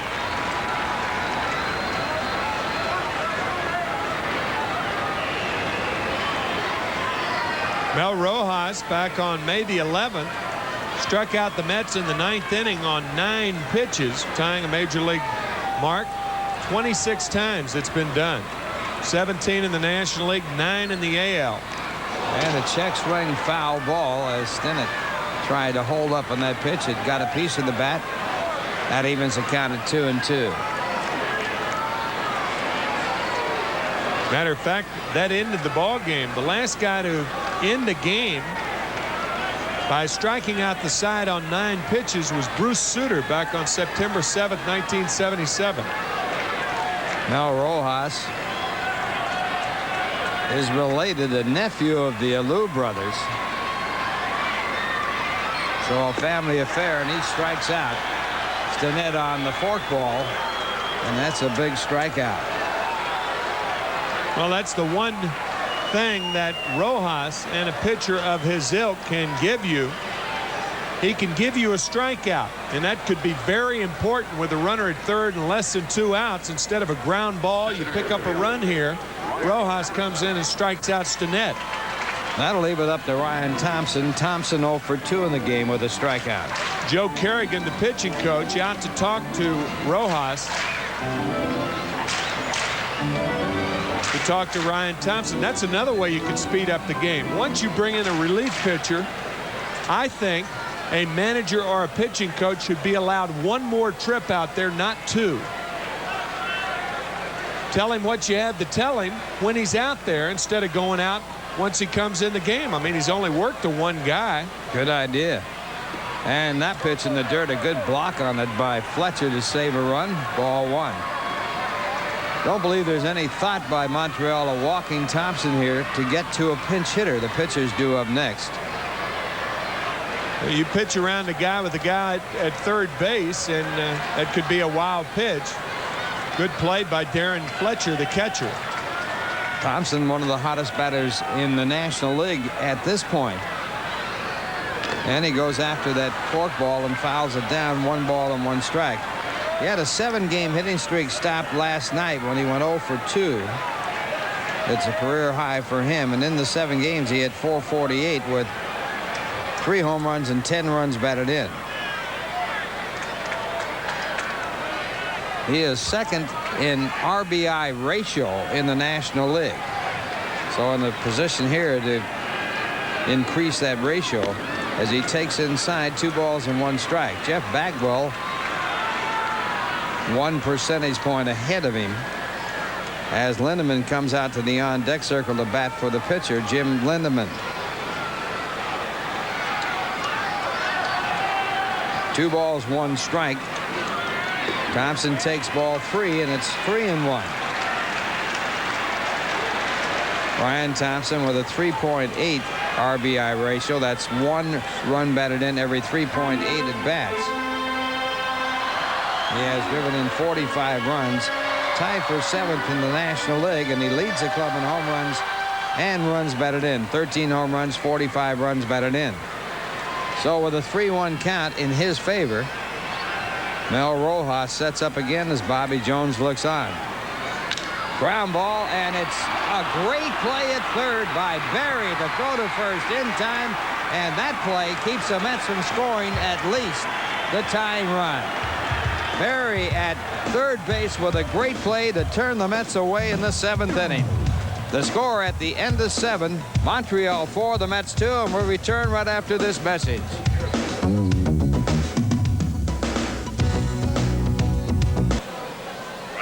Well, a little let's go Rangers as the Mets trail by 2. Montreal leading 4-2, and the batter for Montreal, Larry Walker, who's 1 for 3. How about that? A Texas Rangers fan up here.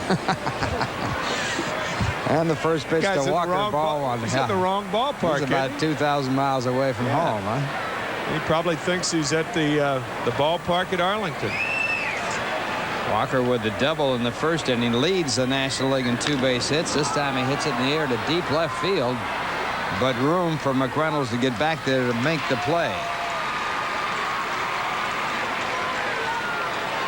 Just a superb play by Sean Berry. There's Sean, who came in the game for Mike Lansing back in the 2nd inning.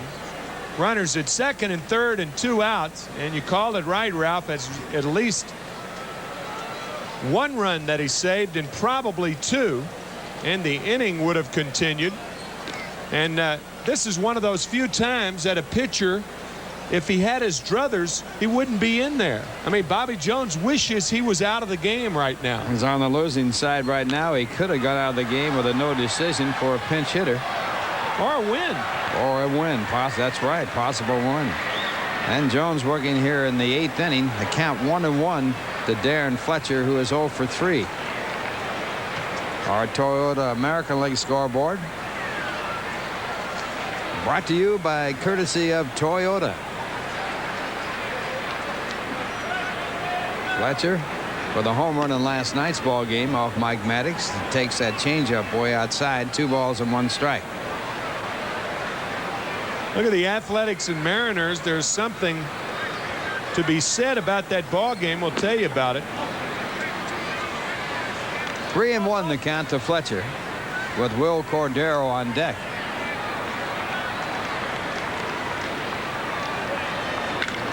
And it's ripped to right field. Also like a quick jump. Can he get there? He cannot. It's over his head. It'll be at least a 2-base hit. Thompson fields it off the fence. Fletcher goes in with a double. And he has his first hit of the game. Double hit very well to right center field, and it looks like a pinch runner for Darren Fletcher. It's going to be Tim Spear, one of their other catchers. You usually, in a low-scoring game, you don't see that often, seeing a catcher pinch run for because of his value defensively, but Spear a better defensive catcher. And Joe Ursulak can't get to the drive to right center. And Fletcher has a double, his first hit of the ball game. And that will bring up Will Cordero, who is 0 for 3. He lined out the center his last time up. Bobby Jones wants to talk to his catcher. Talking about that Oakland and Seattle game tonight, Randy Johnson is going in that game, and since June of 1968, when Don Drysdale set a major league record that still stands with 6 consecutive shutouts, only 5 pitchers have thrown even 4 shutouts in a row. And there they are. Bob Gibson in 68, Ray Culp in 68. How about that? Gaylord Perry, Louis Tion, and Oral Hershiser. Long drive to right center field. Thompson off and running. Makes a fine running catch. Tagging up at second is Tim Spear. And he goes over to third after the catch. But 2 men away. And tonight, Randy Johnson can join that group. He has thrown 3 consecutive shutouts. And faces the Athletics in Seattle right here tonight. So a chance to pick up 4 consecutive shutouts and maybe a shot at Don Drysdale's record of 6 consecutive shutouts. And Drysdale went 58 innings of shutout baseball. That record was broken by Oral Hershiser in 1988, and it took him 10 innings to do it against the San Diego Padres. In his last start of the season. But not last appearance, as he was the most valuable player of the National League Championship Series against the Mets that year, and then the MVP of the World Series against Oakland. After that, he hurt his arm and hasn't been quite the same since, but still a tremendous producer for the Dodgers. Sean Berry, the batter. Sean with a base hit his last time up. 1 for 2 in this game. He replaced Mike Lansing, who was hit by a pitch. He was hit on the hand, and we understand it's just a severe contusion and no bones broken. 1 ball, no strikes as the Mets have their bullpen going. Manzanillo and Franco are throwing out there for New York. And the slider missing outside. 2 balls and no strikes to Sean Berry. Runner at third base, 2 men away, top of the 8th inning. Montreal leading 4-2.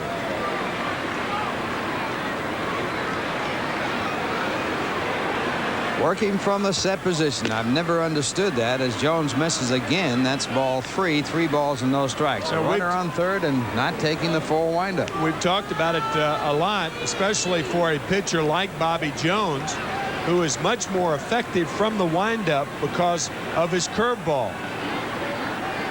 3 balls, no strikes. And he misses 4 in a row. Nope. Yeah. 4 in a row. Ball 4. And Berry walks to join up with Tim Spear on the third. That'll bring up Freddie Benavides. A pitcher like Bobby Jones, who is not a hard thrower, is more effective with his curveball because he can get on top of it from a windup. And his straight change also, there's more deception with the windup. No doubt about it. And still pitching from the set position. The reason why you go to the set position is to guard against the steal of home. And the likelihood of that taking place with a catcher running to third. I hate to say that, Tim. But pinch runner as a catcher. Of course, he pinch ran for a catch. Now you see the curveball in there for a called strike. As Benavides bats for the 4th time. He's 0 for 3.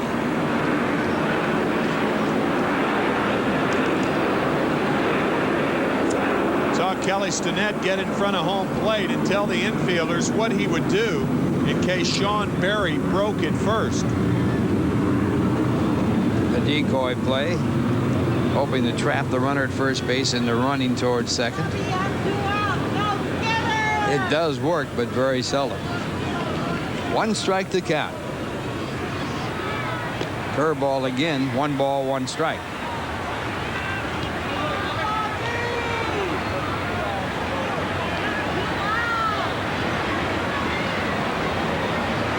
One ball, 1 strike as Benavides bats with 2 men out.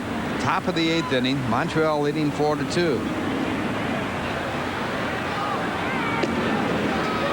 And a strike call, so it's 1-2. Jeff Kent, incidentally, had an MRI today. He's had a strained tendon in his right foot. There was nothing more serious than that. There's a possibility he'll be able to play tomorrow. A medical report from the Mets.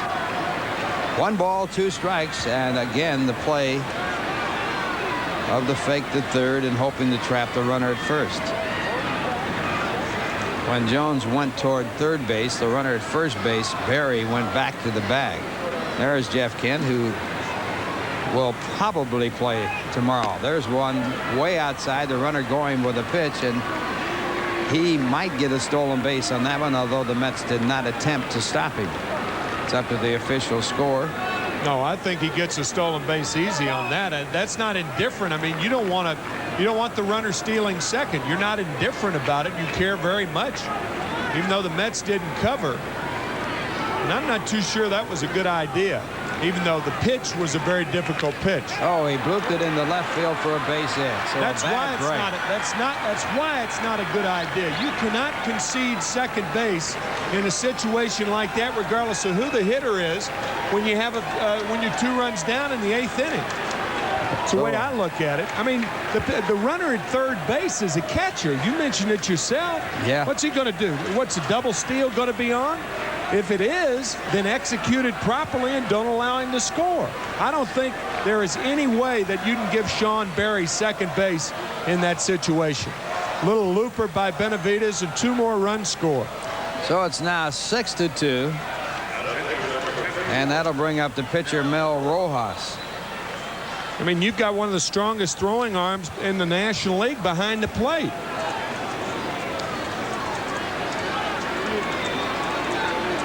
Now the runner at first base with 2 men out. 2 runs are in, and Rojas takes ball 1. Might add that the pitch was a very difficult pitch to handle for Stinnett, but had it been a good pitch, nobody was covering anyway in the middle of the infield. They just gave up on that play. Well, it's not their fault. I mean, they're told from the dugout not to cover, but I just don't agree with that at all. 1 ball, 1 strike to Rojas. 9th base hit given up by Bobby Jones. And Rojas swings and misses. Rojas has been up just 2 times this year, and he's had no hits.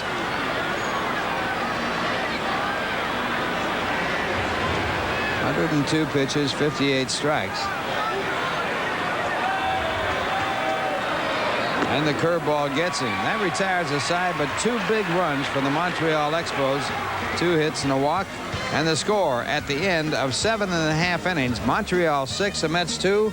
And here's a word from the Bell Atlantic Yellow Pages. Montreal leading 6-2. A pinch hitter for the Mets, John Cangelosi, and he shows bunt, takes for ball 1. Mel Rojas pitching for the Montreal Expos. Cangelosi batting for the pitcher, Bobby Jones, who is on the losing side of this game. Cangelosi as a pinch hitter. 3 for 13, overall hitting at .250, and he takes ball 2, 2 balls and no strikes. Tim Spears now catching in the ballgame. He was the pinch runner for Darren Fletcher, who was the starting catcher.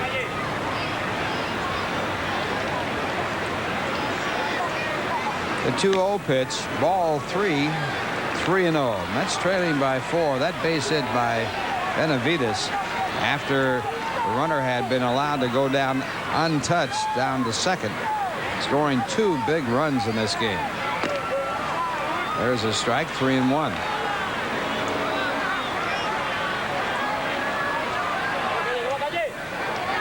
Tough pitch to handle for the catcher Stinnett, but there was no one covering at second base. They were going to give him the base if he was stealing. So Cangelosi gets it going for the Mets here in the 8th inning on the walk. And that'll bring up Jose Vizcaino. And let's check out the Nobody Beats a Whiz game summary. Expos 2 runs in the first, second, and 8th. Alou, a single, a home run, and 3 runs batted in. Hill, 6 in the 3rd innings pitched, the winning pitcher at this point. 5 hits, 5 Ks, 2 runs. McReynolds, Bonilla, a run batted in each. 2 base runners only after the 1st inning for the New York Mets. Vizcaino's hitting streak on the line as he takes a fastball for strike 1. Vizcaino 0 for 3, brought a 16-game hitting streak into this game. That tied his career high. He had hit in 16 consecutive games for the Cubs last year.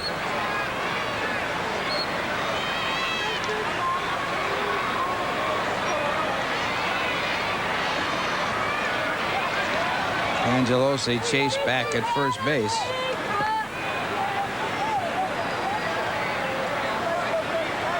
That walk picked up by Cangelosi, the first given up by Montreal pitchers in this game. Again, Cangelosi back.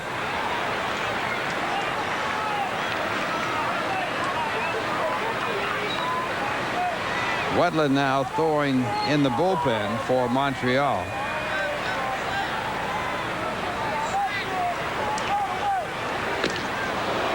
One ball, 2 strikes.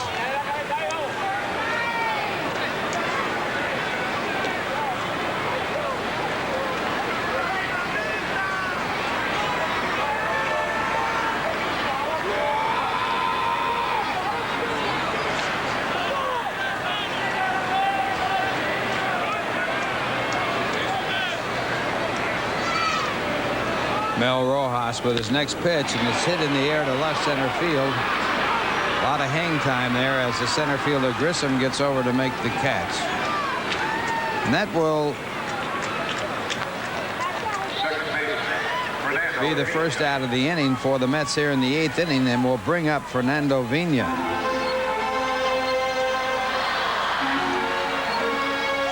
Phenia with one of the 5 hits the Mets have in this game.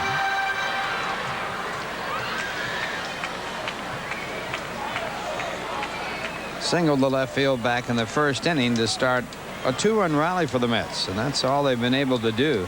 2 runs in the first. Had a chance to tie it in the 7th inning, but a great play at third by Sean Berry kept the Mets from tying it up at 4. Once again, Cangelosi back. He has 3 stolen bases in 3 attempts. Mets are last in the National League in stolen bases. They have 11. Yeah, but where is Cangelosi going right now? 4 runs down. I think the reason Cliff Floyd's holding John on at first base is the bunting potential of Fernando Phenia. Third baseman also in. There's his strike for strike 1. That's the only reason that Cangelosi is being held on at first base by Cliff Floyd.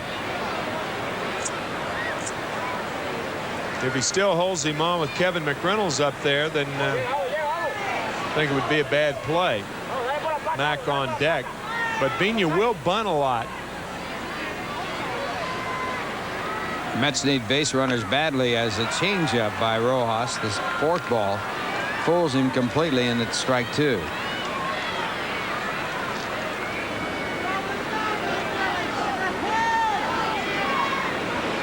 Well, that is nasty right there. So a 2-strike count. Third baseman dropping back to a position even with a bag at third with a 2-strike count.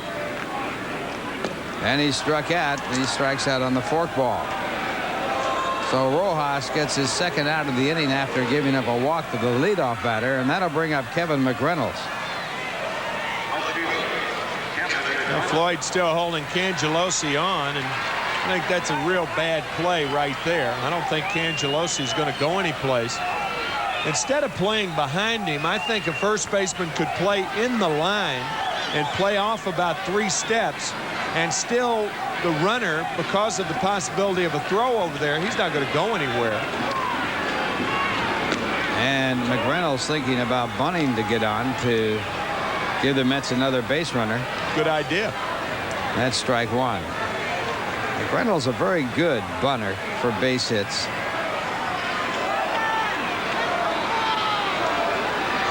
Reynolds in this game with a double and a run batted in, 1 for 3, and he's fooled on that pitch, so it's strike 2.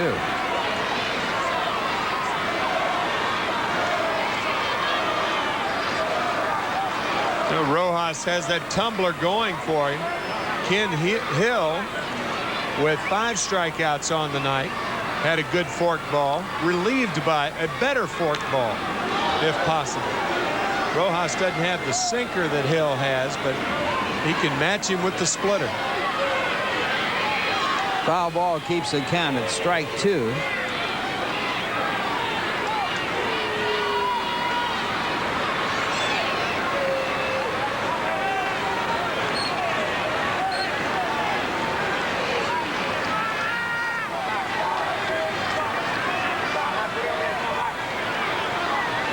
Mel Rojas in relief of Ken Hill. And a line drive base hit to left field. McReynolds with his second hit of the game, and that will bring up Bobby Bonilla.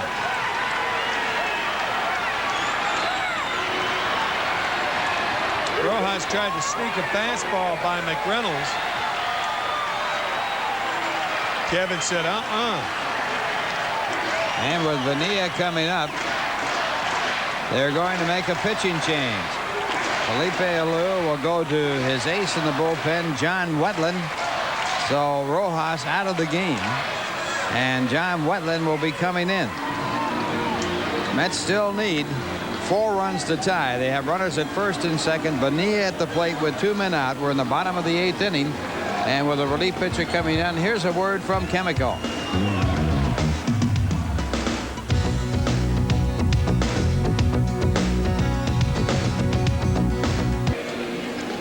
6-2 Expos over the Mets, but the Mets with a glow of hope here in the 8th inning. John Wetland in the ball game. He's 2-3 with 9 saves on the year. Rojas had 10 saves, but John Wetland leads the National League in a very, very disturbing category as far as the Expos are concerned. He leads the league in blown saves. He's blown 7 of them, and one of them when Joe Orsulak hit a home run off of him to win a ball game in the 10th inning. Orsulak, the on-deck batter. So Bonilla, if he could get on, would put the tying run at the plate, and it would be Joe Orsulak as the batter. That's a very unusual shirt to be wearing at Shea Stadium. Must be a fan of John Wetland's. In that game up in Montreal, if you remember, John Cangelosi had a hit off the bag off of Wetland to tie it in the 9th inning to set the stage for Orsulak, who homered in the 10th.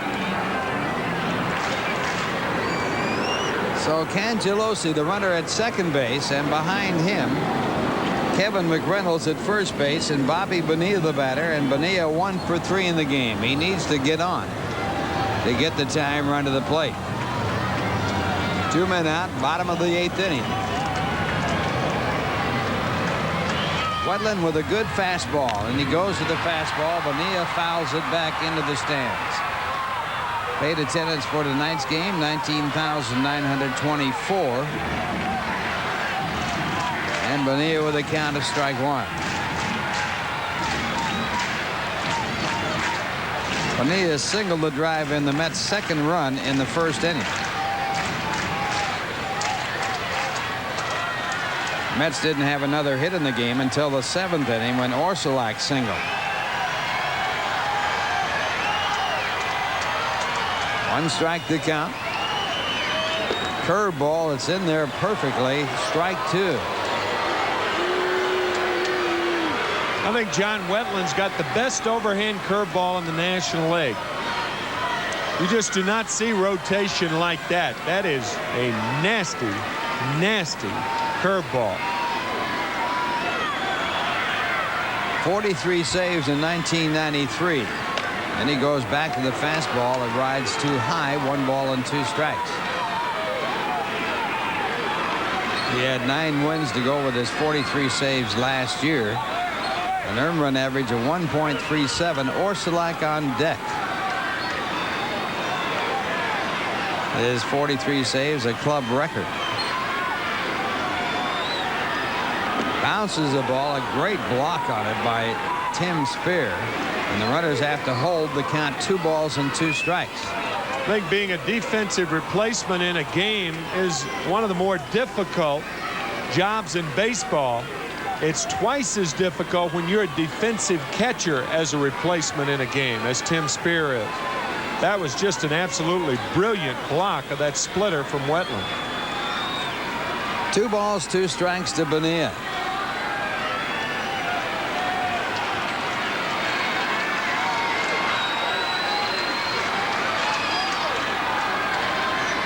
And the fastball rides high. He gets something on it. He gets it up there around 95 miles an hour. It's a full count. A walk would put the time run at the plate. Felipe Alou talking about the fastball to Joe Kerrigan. I don't know exactly what he said, but fastball was in that sentence. And the fastball rides high to Bonilla. So a full count.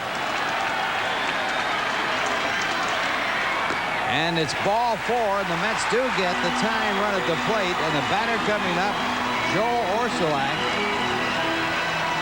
And Orsulak back on May the 10th with a home run to beat Wetland. High fastball on a 1-2 count up at the Big O in Montreal. Orsulak with a grand slam home run this year also. It came as a pinch hitter. Try to track down the date for you here. That was back on May 3rd against Mike Jackson and the San Francisco Giants. Can history repeat as Orsulak steps into the batter's box? He has a single in 3 at-bats. Pretty good career average with the bases loaded right there.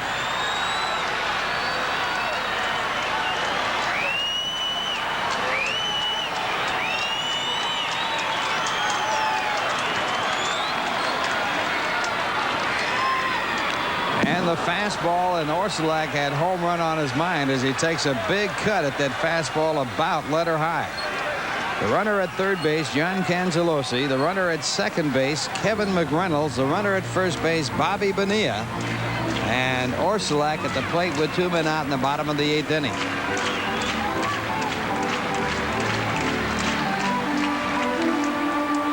Orsulak with 2 grand slam home runs in his major league career.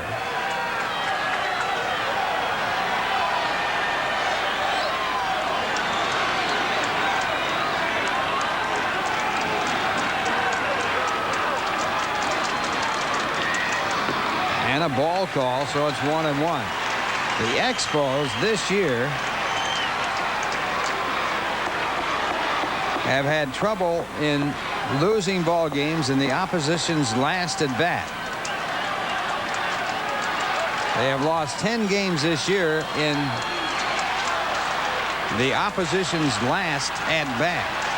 The 1-1 pitch, a curveball, did he swing? And he is called on the strike by the third base umpire, Mike Winters, and the crowd certainly disagrees with that. I don't think he went around right there. Didn't look like it. Well, you could see the bat pointed toward the Expo dugout. I think the Mets got a bad call there. There's a lot of action in this check, but I don't think he went around. We'll take another look. No. See the bat, the hands went through, but the bat did. Watch the bat. Nope. But it's called a strike, and now Orsulak with a count of 1-2. And they're throwing somebody out. Now, how can he hear anything from the bench? I don't know who it was that he ran. Mike Winters, the third base umpire. Of course, he's looking right into the Mets dugout. And now he's going to make sure that he's going to go have to pick the man out.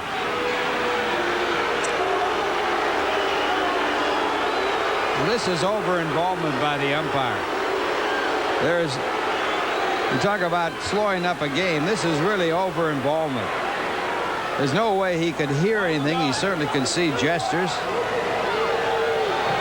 Well, what if the gesture was bad? Well, of course, there are some that might be considered obscene. It did not appear that Orsulak went around, though. Bruce Fremming, the crew chief, running somebody. I don't know whether it's Dallas or Tom McCraw. It's Tom McCraw, the hitting instructor, trying to take up for his batters.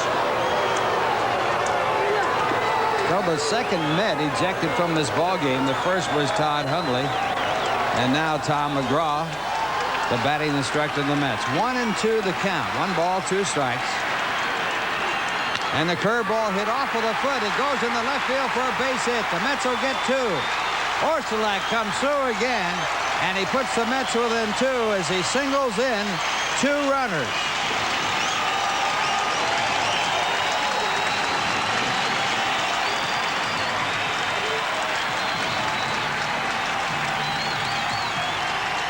He's a money player, boy. Joe Kerrigan, the pitching coach, out to talk to John Wetland. And there are blown saves, and there are blown saves. I mean, if Wetland blows this, it will be an explosive save that he blew. Tough pitch. Curveball was down off the right foot of Wetland, and it trickles into left field. Alou with no play, his 2-run score. You may remember that Wetland started off the season last year breaking his big toe in spring training. He was on the disabled list from March 6th to April 22nd. Orsulak with a driving in 2 runs with a single to left field off the foot of John Wetland. And so now runners at first and second, and the batter is David Segui, who doubled his last time up, 1 for 3 in the game, and he takes high and away for ball 1.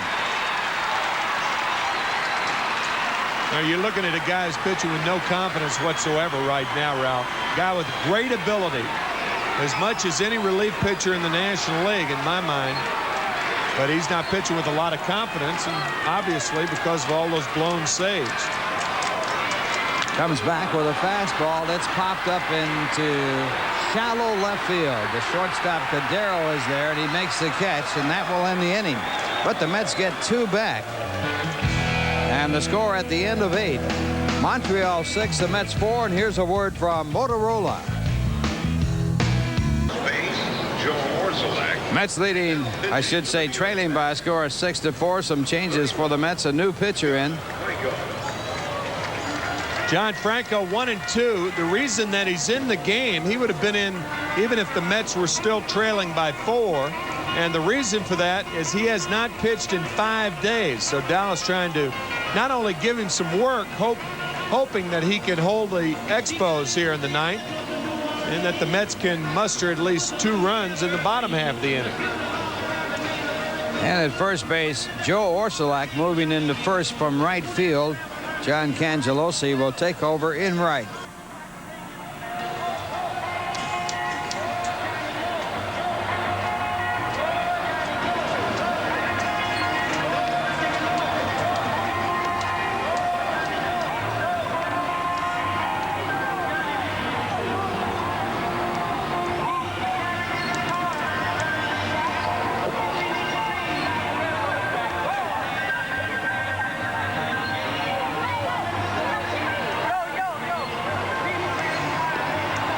So Franco will be working here in the top of the 9th inning. And he'll work to the top of the batting order. John Wetland reached for a 2-out base hit by Orsulak to give up 2 runs. That will go on the record of Mel Rojas. And the Mets within 2 with a 2-run rally in the 8th inning.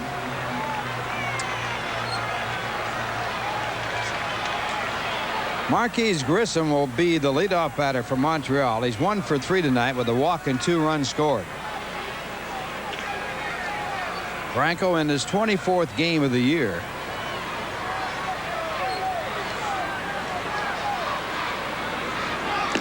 And the pitch is taken for ball 1.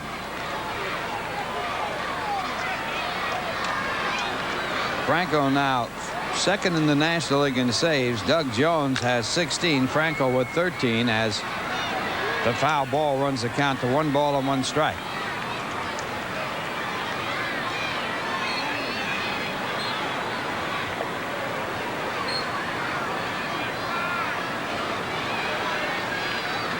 Grissom batting at .262 for the year.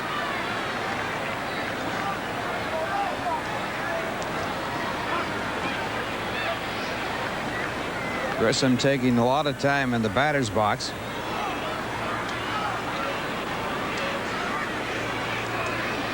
The 1-1 pitch, fastball that is called a ball. It's 2 balls and 1 strike.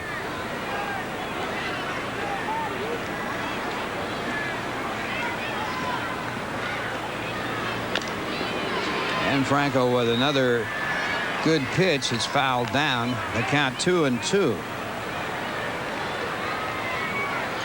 Pitcher's a record in this ball game. The starter for Montreal, Ken Hill on the winning side. He came in with a record of 8-3. Bobby Jones on the losing side. He came in with a record of 6-4. And this one hit off the hands to the second base side. Phenia at second quickly gets the out. One away.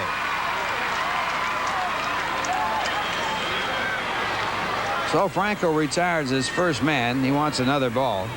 And Cliff Floyd will come up for Montreal. Often in a game like this, if you didn't see the game and you saw the box score the next day, you can't understand the importance of the tack-on runs. That when you see the game, you know they're very important. But those 2 runs the Expos scored in the top of the 8th, 2 huge runs at this point in time. And this ball hit deep to right field. It's way back. Angelosi to the wall. He has room, and he makes the catch. So Cliff Floyd, bidding for a home run, has it turned into an out as Angelosi makes the catch, and that'll bring up Alou. And Alou in this ball game 2 for 3 with 3 runs batted in. See John bending his hand and coming through. That was a breaking ball to Floyd. He got it up, and I think John thought it might be out of here. Not only Franco, but Cangelosi. John makes the catch right in front of the 358 sign saying, got away with one. And the pitch to Alou is taken for ball 1. Alou hitting at .361 with his 2 base hits in this ball game and 3 at bats. Having an outstanding year as he takes that one for ball 2. 2 balls and no strikes. Tony Gwynn leading the National League in hitting at .376. Alou's second to him at .261. Fouled it off. 2 balls and 1 strike. Alou came into this game with 76 base hits on the year, 1 short of being in first place. And his 2 hits now give him 78. And he might take over first place depending on what Piazza and Morris do. Mike Piazza of the Dodgers and Hal Morris of the Cincinnati Reds, who started their action today with 77 hits. Ball 3 to Alou.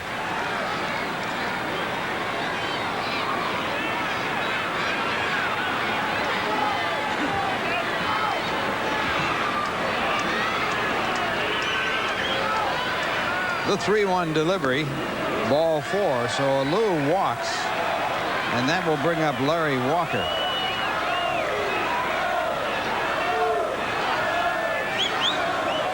Runner at first base, 2 men out, top of the 9th inning, and Walker the batter. Walker 1 for 4. Doubled back in the first inning. He leads the National League in 2 base hits with 28. He also leads the National League in extra base hits with 37.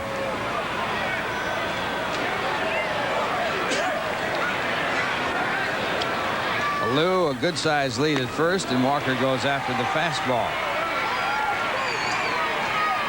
Larry Walker is the highest paid player on the Expo team.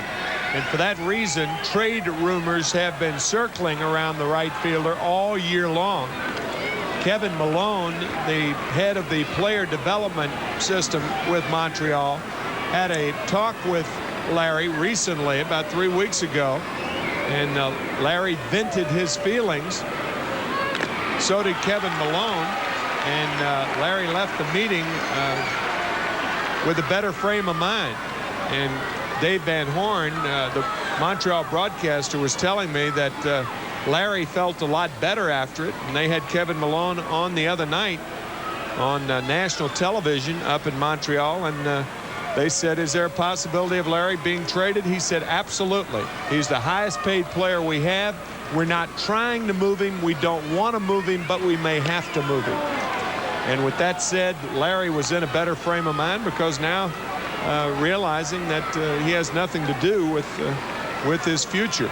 And that's brought about by the low attendance in Montreal. They just can't afford those high salaries. At least that's the approach they have. And the fastball fouled away. 1 ball, 2 strikes the count.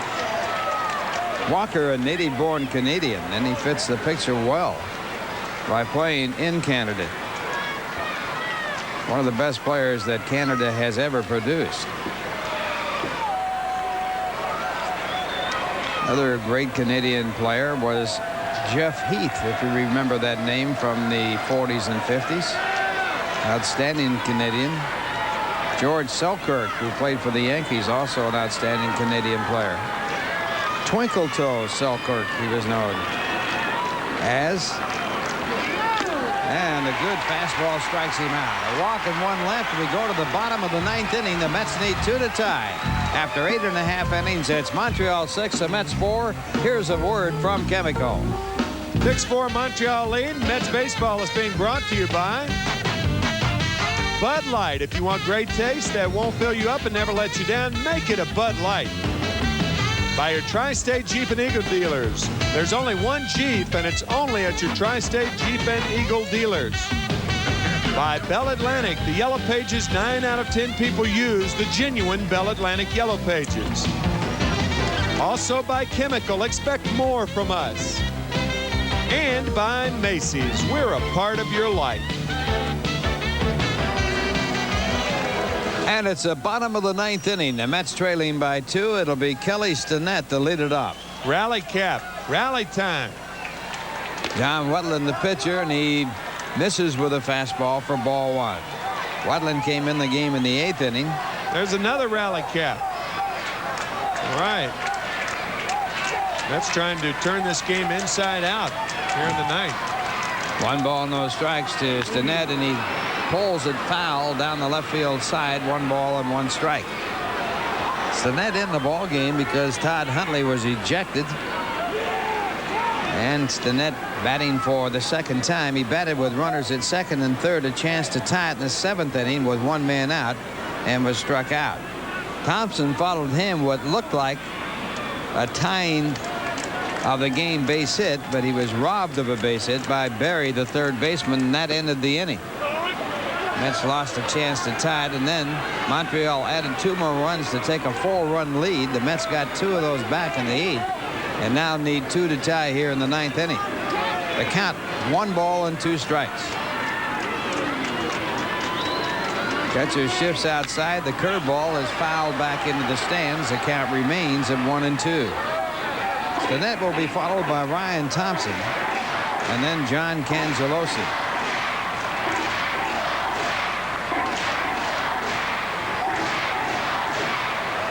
Stinnett with a great series against the Colorado Rockies. 8 hits and 13 at-bats with a .615 batting average. Lays off the high fastball. 2 balls and 2 strikes.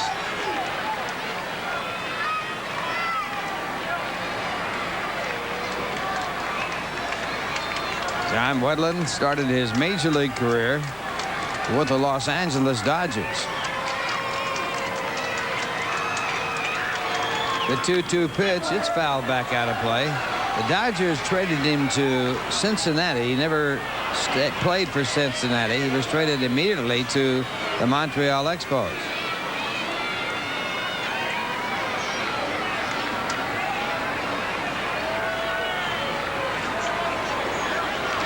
Two balls, 2 strikes to Stinnett as the Mets bat in the bottom of the 9th inning, trailing 6-4. And the curveball gets him. Beautiful curveball by John Wetland as he rolls that one right off the table. Fans, be with us again on Sunday. See Larry Walker and the Montreal Expos. That's at 1:30. The Mets will again face the Expos. Pete Smith will be going for New York against Gabe Smith of the Expos. Gabe 1-0, and the first time that we will see the Montreal pitcher Gabe Smith. And the curveball to Ryan Thompson as Wetland comes right back with a pitch that struck out Stinnett, and it's strike 1. Thompson 0 for 3, robbed of a base hit and probably 2 runs batted in his last at bat. 1 strike to count. Thompson's next delivery, a hard slider that misses outside. 1 ball and 1 strike. 4-game series with Montreal. And Montreal winning the first game last night 9-0, leading this game 6-4 tonight. The 1-1 pitch, another off-speed pitch. It's fouled down in the dirt, so the count goes to 1-2 against Ryan Thompson.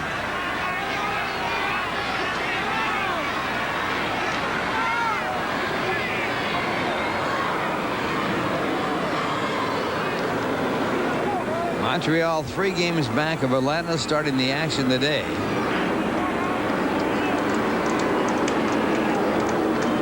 Atlanta leading Houston by a 5-2 score in the bottom of the 8th inning. And the foul ball. The count 1-2.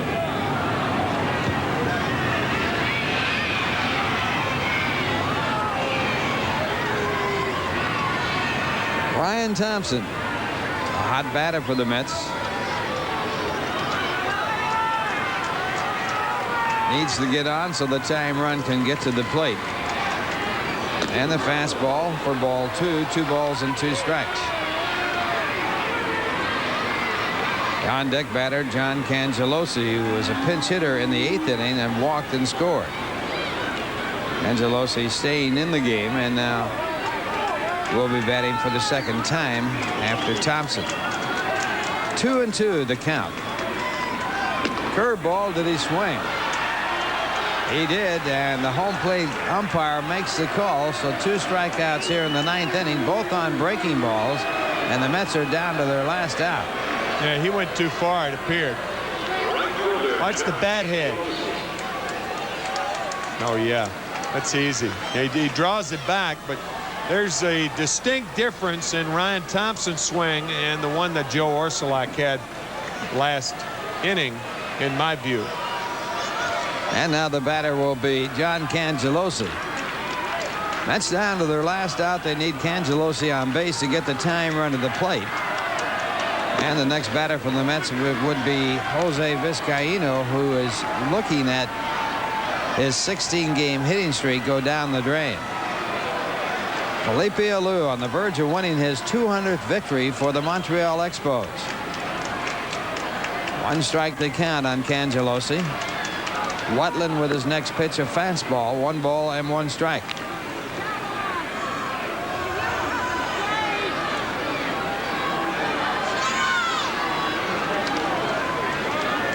Wetland came into this game with a record of 2 wins and 3 losses and 9 saves. Fastball high. He's been missing with that fastball and getting his curveball over. 2 balls, 1 strike to count. Expos they've been on a good streak. They won 7 of their last 8.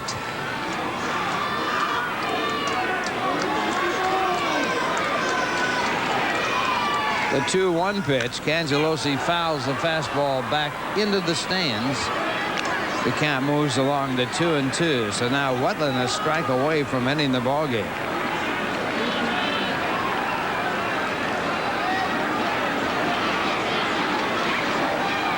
See pitchers a lot of times with their glove hand where they'll wipe their brow. Once they get on the mound, any going to the face is deemed suspicious by umpires. So they use the glove hand to wipe their brow. The 2-2 pitch, and it is just inside. So a full count to Cangelosi.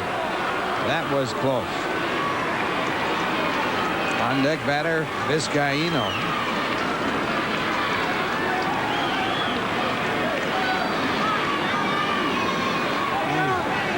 A lot of punch outs called on that pitch, and that's what Felipe Alou is saying. Full count. And the next pitch, fastball fouled away. So Cangelosi hangs tough. Keeps the count at 3 balls and 2 strikes.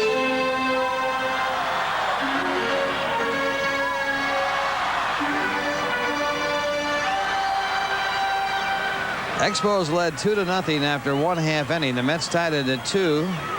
Then the Expos took a 4-2 lead after 1.5 innings. Added 2 more in the 8th inning to make it 6-2, and then the Mets got 2 back to make it 6-4. And the foul ball keeps the count at 3 balls and 2 strikes. Expos with 9 hits, and Mets have 7. And Woodland trying to close it out.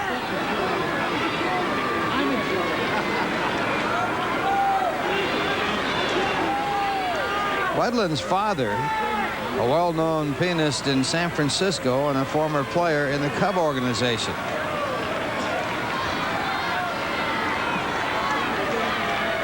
Rizzi selected by the Mets in the 12th round of the June 1984 draft, but he didn't sign with the Mets. 3-2 pitch, and again a foul ball. 1984, when he didn't sign with the Mets, then drafted by the Dodgers in the January free agent draft in 1985.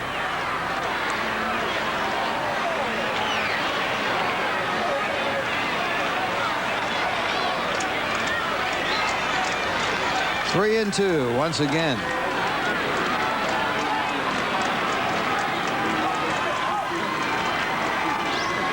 The full count pitch. It is strike 3 called. So Woodland strikes out the side, and that will end the ball game.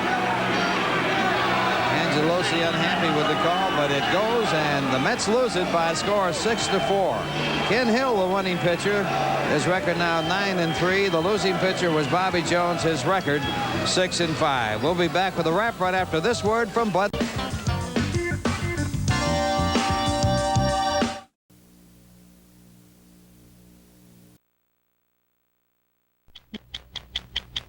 I'm Mike Wallace. I'm Morley Safer. I'm Ed Bradley. I'm Steve Croft.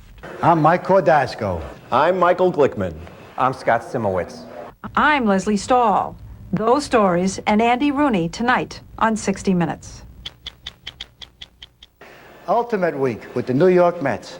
What's it all about? We went to Port St. Lucie, Florida to find out. These men, and yes, even one woman, have paid to journey from their homes all over the U.S. to participate in Ultimate Week with the New York Mets. This is a form of escape from their mundane, insignificant existence into the fantasy world of the big-time athletes. Baseball, sunshine, warm weather, and great times. Hitting the ball, 40, 50, 60 feet. To fulfill dreams and to have a hell of a lot of fun. And based on what some of the vets said to us on the plane, we will be aching and paining, but smiling all together. The players are bused from West Palm Beach Airport to the Real Mets training complex at Port St. Lucie. Ladders of cold cuts wait these future superstars, and so does a peek at the uniforms they'll be wearing all week. I feel like a kid on Christmas morning. But this is beyond my wildest dreams. White Sprite. This is the greatest. I am so psyched. To see a name on a uniform is just, it's wild. Yes, I'd love to. I played Little League ball in high school. I played then college. And I used to have dreams of, hitting home runs like everybody else. I had a dream the other night of hitting a home run off of Tom Seaver. And maybe it'll come true, you never know. I'll keep coming back as long as I can walk, I think. Later on, an evening reception. The coaches and staff are introduced and get to rub elbows.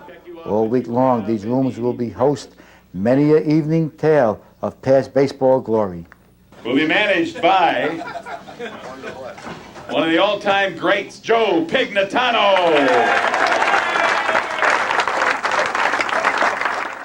Monday draws bright and clear. It is the second most important day of this week. The players receive instructions, then participate in an evaluation game and the draft. Heaven. I've died and went to heaven. This is where I want to go when I die. Right here at Ultimate. This is the best. The daily morning meetings feature the distribution of fines to campers for their previous day's offenses. Brown and gold ropes are also awarded each day for their previous day's best and worst performances. Soupy told her he didn't care what happened, but she had to have this baby before camp started. He went to the doctor and scheduled induced labor.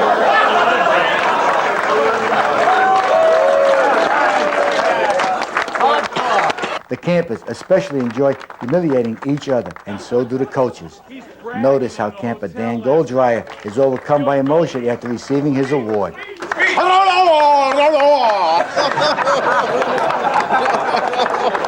Ex-major leaguer Clint Hurdle, who fancies himself quite the male specimen, demonstrates the correct way to wear a uniform.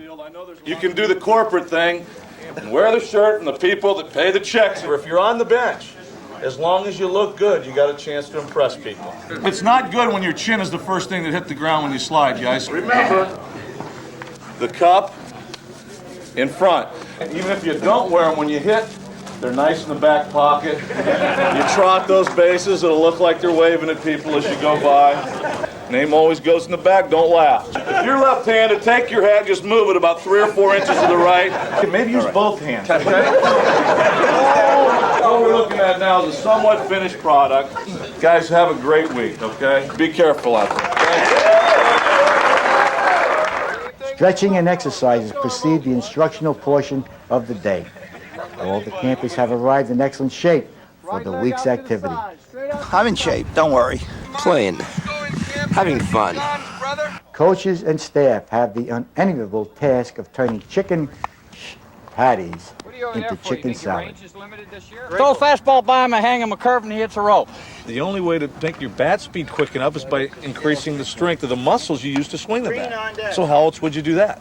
By swinging a heavier bat. If you were going to hammer a nail here, how would you do it? Would you do it this way? Exactly. Do the same thing to the ball. And when the shoulder go, the head follows. So we come off a lot of balls. But if you go to hit them, and if I do that, you see what happens? It comes in, it stays in. Ideally, you want to hit the bag with your left foot. Second baseman, you hit it with your left foot and think you're dancing. 1, 2, 3. I hope they get a good insurance policy. We're going to find out the liability that's involved this week. As we're picking the ball up, transfer this foot into a crow hop, lean on the right foot, and throw. The evaluation game gives all the coaches an opportunity to see the talent they are dealing with.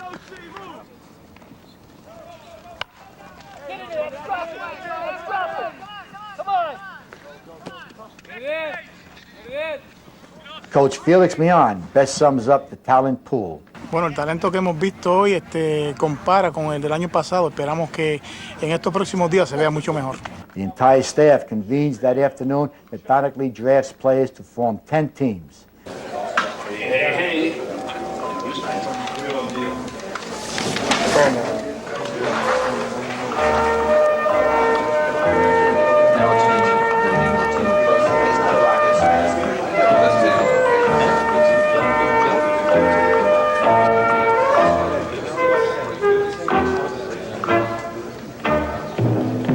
All right, who has one? Felix. Gammon Howard. All right. No. Felix takes Kenny Gamm and Mitch Howard. 1 and 2. I threw Howard 4 innings today. He's done. Monday night, the teams are announced at the draft dinner. Then, following an elaborate celebration of warm cold cuts, team members are introduced. Roger Berkeley, I'm with him. I don't like him, but when he gets hurt, I couldn't describe it, so I had to bring him in and say, what the fuck hurts? This is my 3rd time here, and Mitch Howard. Do you know anybody else who's undefeated in so far in 3 years? Whoever plays team 1 first, kick their ass. Shut them up. I sell crack outside elementary schools. Bill Maney, Binghamton, New York. I'm a lawyer defending Roger Berkeley.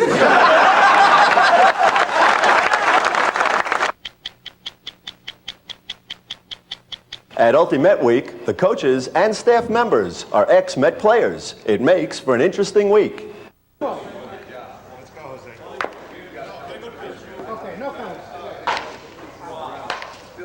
Good coaching is a secret to any successful athletic endeavor. At Ultimate Week, the coaches put their heart and soul into it. Ex-Met players and coaches serve as instructors for the camp. They make painstaking efforts to see that each and every camper receives personalized attention. They're wonderful people. Attention! Unless I've got a six-pack, a set of golf clubs, or a G-string, I might as well be the invisible man around here. The coaches prepare months in advance and come to camp in tip-top condition. I feel pretty good, except for the arthritis and small of my back, and had my knee operated on, and my vision is getting such that I need stronger glasses. And I've got a appointment for the ear doctor about hearing aids here next week, as soon as this camp is over. And other than the tendonitis in my shoulder and I only have a half-hour of tape here. elbows, I feel good. Each team has a manager, pitching coach, and staffer. A draft is held, and players are selected based naturally on talent. John Stern seems impressed with this year's campers. I tell you what, this week I've seen more talent down here than ever before. I mean, these guys suck. I've seen little leaguers that can play better than these guys. This year is absolutely incredible, much higher than before. Clint Hurdle has gained a reputation as a sensitive, caring manager. He picks his players meticulously. Well, there's no doubt about that. With our position in the draft, our ability to go with youth, the combination of speed and power, we'll be lucky to win a game this week. These guys are brutal. I should have gone with Goldrayer and Swidler. At least we'd be eating lobster. We've got by far the best ball club down here. Even Hurdle's players recognize his greatness. Some consider his talents Hall of Fame material. He's a fantastic manager. He works with his players. He talks to us. He's with us. He encourages us. Hurdle? A good manager?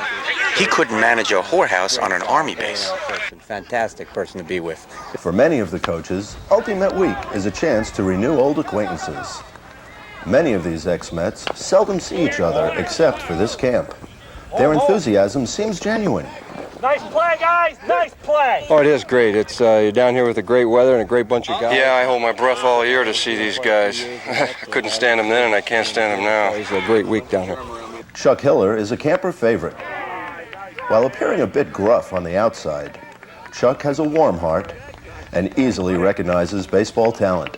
Well, I've been around the big leagues for a long time, but I think this is much more fun. You see a lot better ball I might as well be talking Chinese to these fucking guys. Oh, what the shit, it's a paycheck. Great and fun to watch. Another popular coach is ex-Met catcher Jerry Grody. Grody has gained a reputation as a fair manager, always willing to give an umpire or opposing team the benefit of the doubt.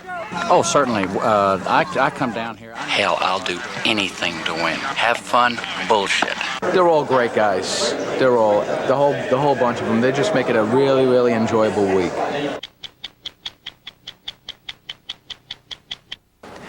The participant campers pay $4,000 for a week of baseball fantasy. Are they getting their money's worth? We went to find out. Just imagine you can take a week a year and go anywhere you want. If you're a baseball fan, a real baseball fan, there's only one place to go: Port St. Lucie, Florida. Best feeling in the world. Can't find anything better than that. Having a good week? Oh, great. The best. 7th year, but the best. The entire week is baseball. Baseball and more baseball. You'll see it all. Good, bad, big, small, winners and losers. The common denominator for the week is a passion for the game and in experiencing an alternative in vacation travel. I mean, what other vacation do you go on? You come back in worse shape than you started out. This is just a phenomenal experience. Having the time of my life. An average vacation. I'm going to go to the beach. I'll lie with a pina colada in my hand. I'll be with my wife, which is terrific anyway. This is it's different. It's a lot of camaraderie. It's work. I injured my hand. I won't injure my hand on vacation. The friends that you make hopefully last a lifetime, and you can't beat this for an experience. Many of the campers haven't picked up a bat or a ball in 30 years. Man, does it show. Some of these guys never do learn to catch. Play first.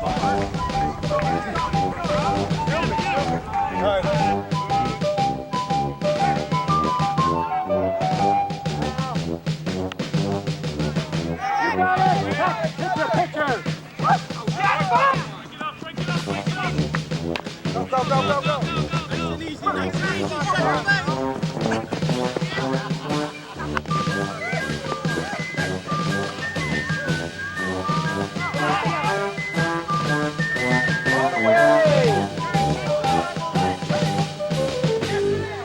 One of the beautiful things about baseball is you only need to be good for a small part of the time.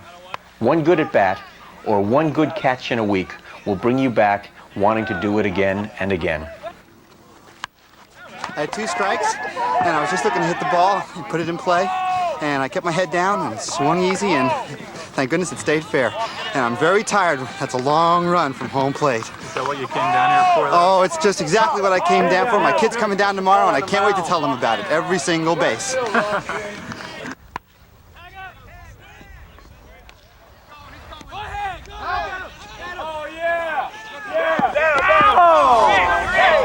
You win a few, you lose a few.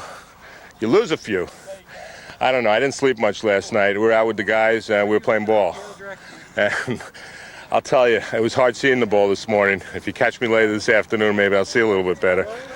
You like those eyes? Did you use up your 1 throw for the week?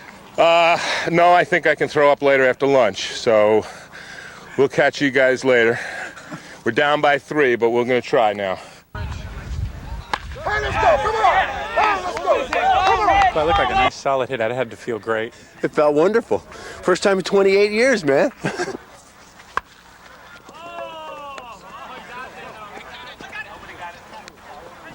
It's a nice catch. Okay, tell me about it. Well, I have Novocaine in here, lidocaine in here, and cocaine in here. So it was easy. I didn't even feel myself running.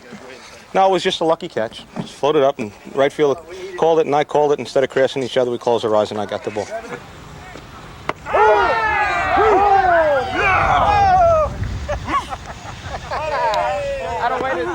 I feel exhausted, totally spent. But it was wonderful. It was a treat in my life. Fantastic. Oh, it's the greatest feeling in the world. You do nothing else the rest of the week. Oh, this was it. This was it. This was what it was all about. It's the greatest thing. That's what I came here for. I came here to pitch. So that's what I came here for, to do, and I did.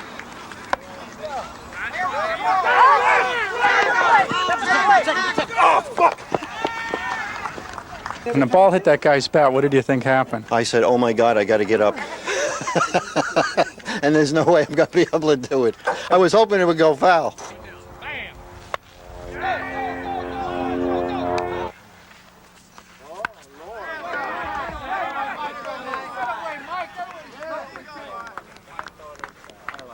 It doesn't get any better. Well, if it went over the fence, it would have gotten better. It's great. You did nothing else the rest of the week. Are you happy with the feel of that ball? Yes, absolutely. And the bat was corked, and nobody was able to catch on. This tape won't be on until after the week is over. I think I pulled a scam. I got a 2-base hit.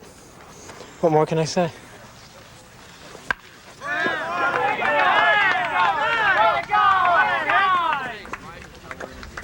I haven't done that in 40 years. That was a hell of a hit, too. Oh, thank you, son.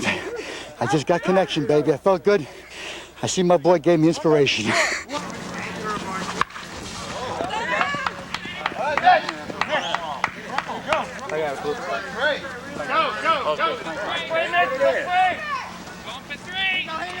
Run it in, run it in. Well, the toughest part was running around the bases. I am so old, it's incredible. But I got it all, and the camp is the greatest. There's nothing like this place. It is a dream come true.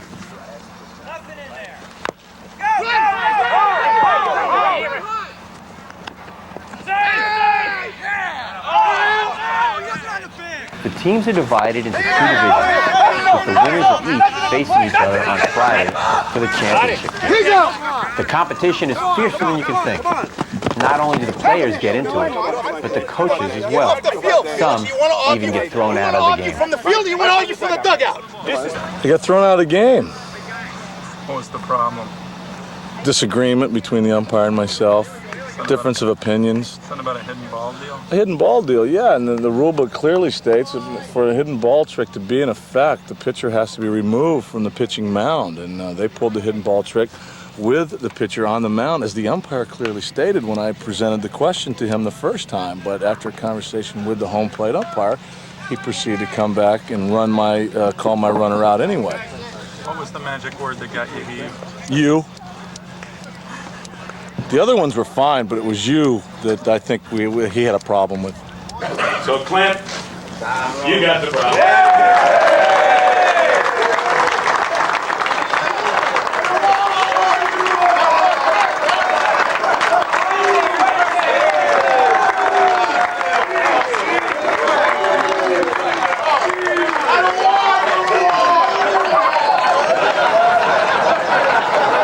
It usually takes a day or two for the campers to get their timing back.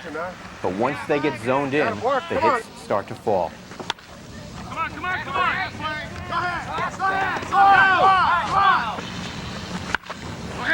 you haven't swung a bat or thrown a ball in 20 plus years, you can experience some minor aches and pains. I have a sprained right knee. I broke a blood vessel in my left hand. Hangover, brain massage. Why did I do this? My groin hurts. I got a shoulder, I got an elbow, I got a quad, I got a hammy. I'm all fucked. Oh, am I supposed to say that on camera? I'm all messed up. While most of the injuries are pretty common, there are a few we've never seen before. Peggy, what are you doing in here? You do? I don't think it's any of your fucking business.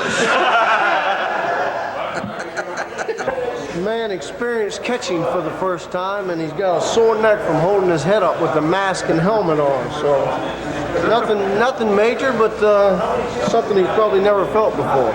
Well, I'm a catcher, or I was a catcher as a young man, and so I love to be able to get down behind the plate and catch for 7 innings and come back and say, macho, you know, I did it.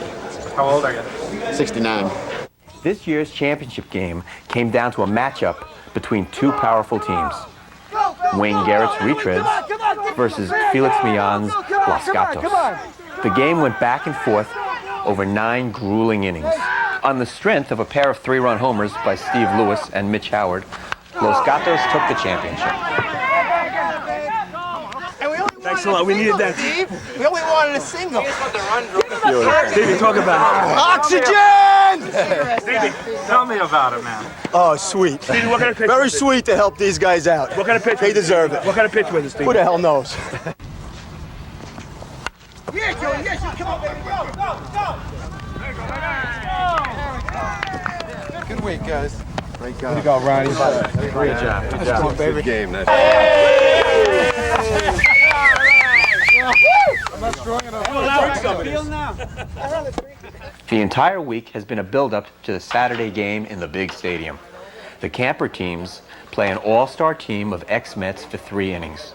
It's a thrill for these guys to bat against Jerry Kuzman, Gary Gentry, and others. Believe it or not, they do pretty well.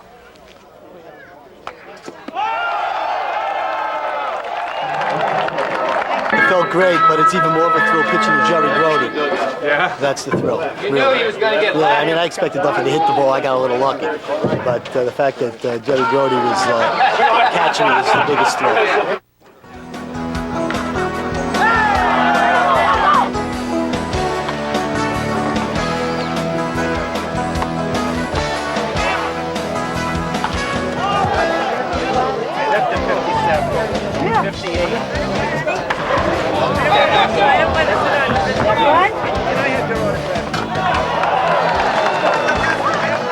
Feels great, especially since I lost it in the sun at the last second. I heard it hit my mitt. I looked and it was there.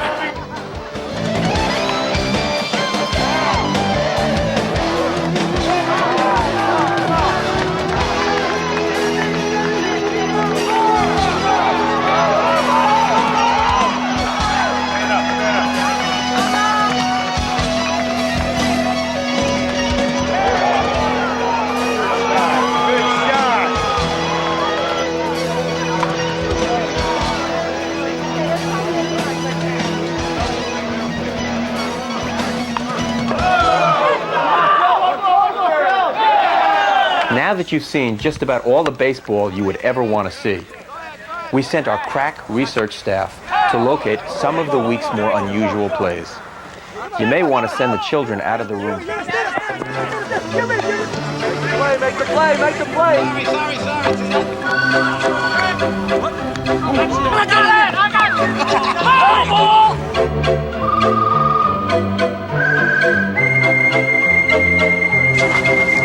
Oh!